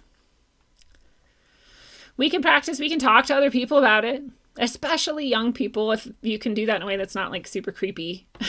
Don't like be a weirdo. But if you have kids in your life who are willing to talk to you about these things and you present the idea that it'd be like neat if you were emotionally present and, spiritually connected with a person that you were going to mash genitalia with, that'd be cool. But it could also be with other adults as well. Like, you don't have to hide this from people. It's weird. It's weird to talk about with people, whatever. But if you can talk to other people about it, then that's a good way to practice too. Because the more you share with other people, the more you're going to sort of cement it in your mind that that's what you're aiming towards yourself. Make eye contact. If you've never tried it, do it. Just like that is its whole own world. You can practice as long as you can. But especially don't stay in relationships where sex needs to be dependent on gimmicks or whatever to like work. That is a, I think, sign. Don't listen to me if that's not true for you. Like, whatever, I don't know everything. But it seems in my life the pattern has been the more I was like, oh, maybe we should fuck other people and that'll keep us wanting to fuck each other or whatever, like that kind of shit. Like, oh, maybe we like buy some whatever, just toys. Like, that's usually a pretty good sign that like there's a reason why our relationship isn't working. And it's an emotional, spiritual reason. It's not anybody's fault and it's not bad, but that's probably a relationship you want to think about whether or not it's what you need and whether or not you can grow more if you move past it.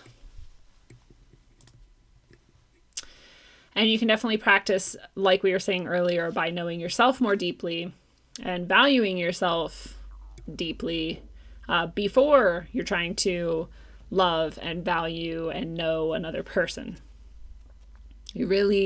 That's the best way to create a relationship that is not full of growth and, love and whatever commitment, is to go jump into it before you have really come into yourself.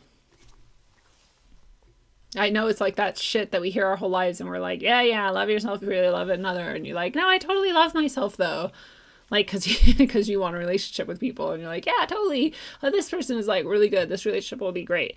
And then it doesn't work. And this is why, because you still weren't done getting to know yourself deeply and loving yourself deeply. We all trick ourselves into it, but we can get better and better the more we think about it and try to live that truth. And this is like the hardest one probably, but also like the most gets to like the root of all of the ways of practicing that were just listed, especially the one that I just went over of like knowing yourself deeply and loving yourself deeply, is to really sit and meditate on all of your sexual experiences from birth until now, from when you were a little kid, tiny like toddler till now. And that sounds kind of fucked up, but what I mean is like when you're a kid, you probably, if you have kids or have known people who have kids, know this. When they're like 1 or 2 or around there, they usually find their genitals and find them pleasurable. And a lot of times, especially when we were young, now it's a little bit more understood that you shouldn't like shame them and yell at them for that. But when we were kids, it was still like the thing to yell and shame. And so if you have that experience and you remember it, you probably want to sit and deal with that trauma as well. But you've probably had traumatic sexual experiences, even if they weren't, violent or like, incest or those things. Even if you weren't raped or any of that stuff, like you still probably have traumatic sexual experiences because you were programmed in all of these ways and probably went out practicing all of these. Oh, sorry, I'm blocking the wording again. But you practice all of these manners of disconnecting from yourself during sex, and that's its own kind of trauma. So even if you don't have like PTSD about it, you still will have probably emotions that are negative and need to be dealt with. And doing that not only heals you in ways that you really need, but it also then prepares you to like move into the next set of sexual experiences you have with less disconnection and trauma and emotional baggage attached to it. And then therefore you'll be able to be more present in that experience. So you have to go back into the past to heal that in order to make your future a better sexual future. And that sucks. That's hard work. Nobody wants to do that. But I really hope that you're listening to this and you do it. And it just, you don't have to like do it for like years or whatever. Like just like sit with some of that shit and think about it and like let yourself, if an emotion comes up, feel it. And then, then you can move on. Like you have to do it. So just do it. Just write it out if that helps you, if you're a journaler. If not, like fucking sing it out, cry it out, whatever gets you, do it. Go out and stick your feet and your hands in the earth and let it into the planet. Do whatever you need to do. But take care of it. Take care of it however you can. So yeah, you gotta get to the place where you can merge seamlessly with another human being by being completely present and total within yourself. And that's a That's a crazy place to be. Can you imagine? Most of us cannot imagine it. Most of us, so probably half the people listening to this right now are like, God damn, fuck this woman. She's like ruining my whole life. This is not what I was about. I'm not sorry. I think it's one of the most important things we can do. Like I said, there's a reason why they have targeted us all in these ways, you know, destroying most obviously the family structure and unit. But at the core of that is this issue where we're disconnected from our spirits in many, many ways, our soul in many, many ways. And one of the most profound ways is sexually. You know, again, we've been robbed of our birthright to experience and honestly use, but I don't want to use that word, but use sex as a spiritual tool for ourselves and each other. And I think, you know, if we were able to get back to that in any meaningful or any sort of mass level, we would see amazing transformations in all of our culture. I can't imagine all the damage that is done every single day just through sexuality and all of the division and all of the lies and all of the bullshit. So if we claimed that back and had total empowerment there, and total liberation there, and total presence there, and total healing there, that would be amazing. So it's hard, like I said, it's hard for each of us to go there and do that for ourselves, but I think it is one of the most fundamentally profound ways that we can transform ourselves and the world by doing that. And it's not an understatement. I think the whole entire world is transformed when we transform ourselves. And some of these types of things are the ways that we transform ourselves most profoundly. You have to look at where they're aiming all of their programming and their intention. And you have to like purposely undo all of that. And so this is one of those, you know, singular areas that we have the most ability to reclaim and powerfully transform ourselves and everything. So yeah, I am glad that we were able to do this. I'm sorry that we got cut off from the first half to this half or whatever. We'll try to like re-merge those somehow and upload them together perhaps. And fuck YouTube for being such a fucking prudish, stupid bitch. But censorship sucks at any level for any reason, no matter what. And yeah, I hope that all of you listening have reflected somewhat on your own sexual, emotional, psychosexual, spiritual place and where you're at with that. And I hope that you remember that there is no judgment in this, that we're all at very different places for very different reasons. And there's nothing wrong with what you are doing unless it is harming yourself. And so if you take this moment to reflect on that and to be really honest with it, you're the only person who can judge yourself. But the power in that is that you're the person who can change yourself too. So don't be an addict. Don't keep going through that cycle. Go deep, deep, deep within yourself. And until you can grab whatever is deep down in there and bring it back up into the light of salvation, which only you can give yourself, travel well, aim for balance, and always look inside first. Mwah. It's a one-on-one lesson, so do your homework.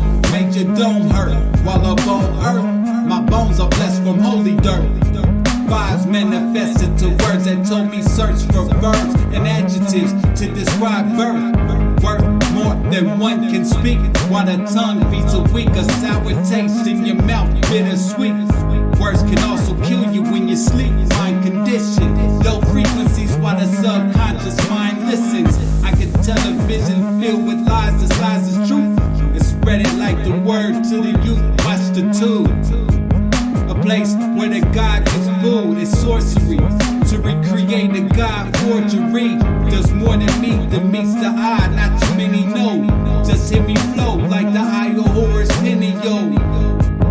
Yeah, not ready to leave until we believe we're free to go. You hear me, yo?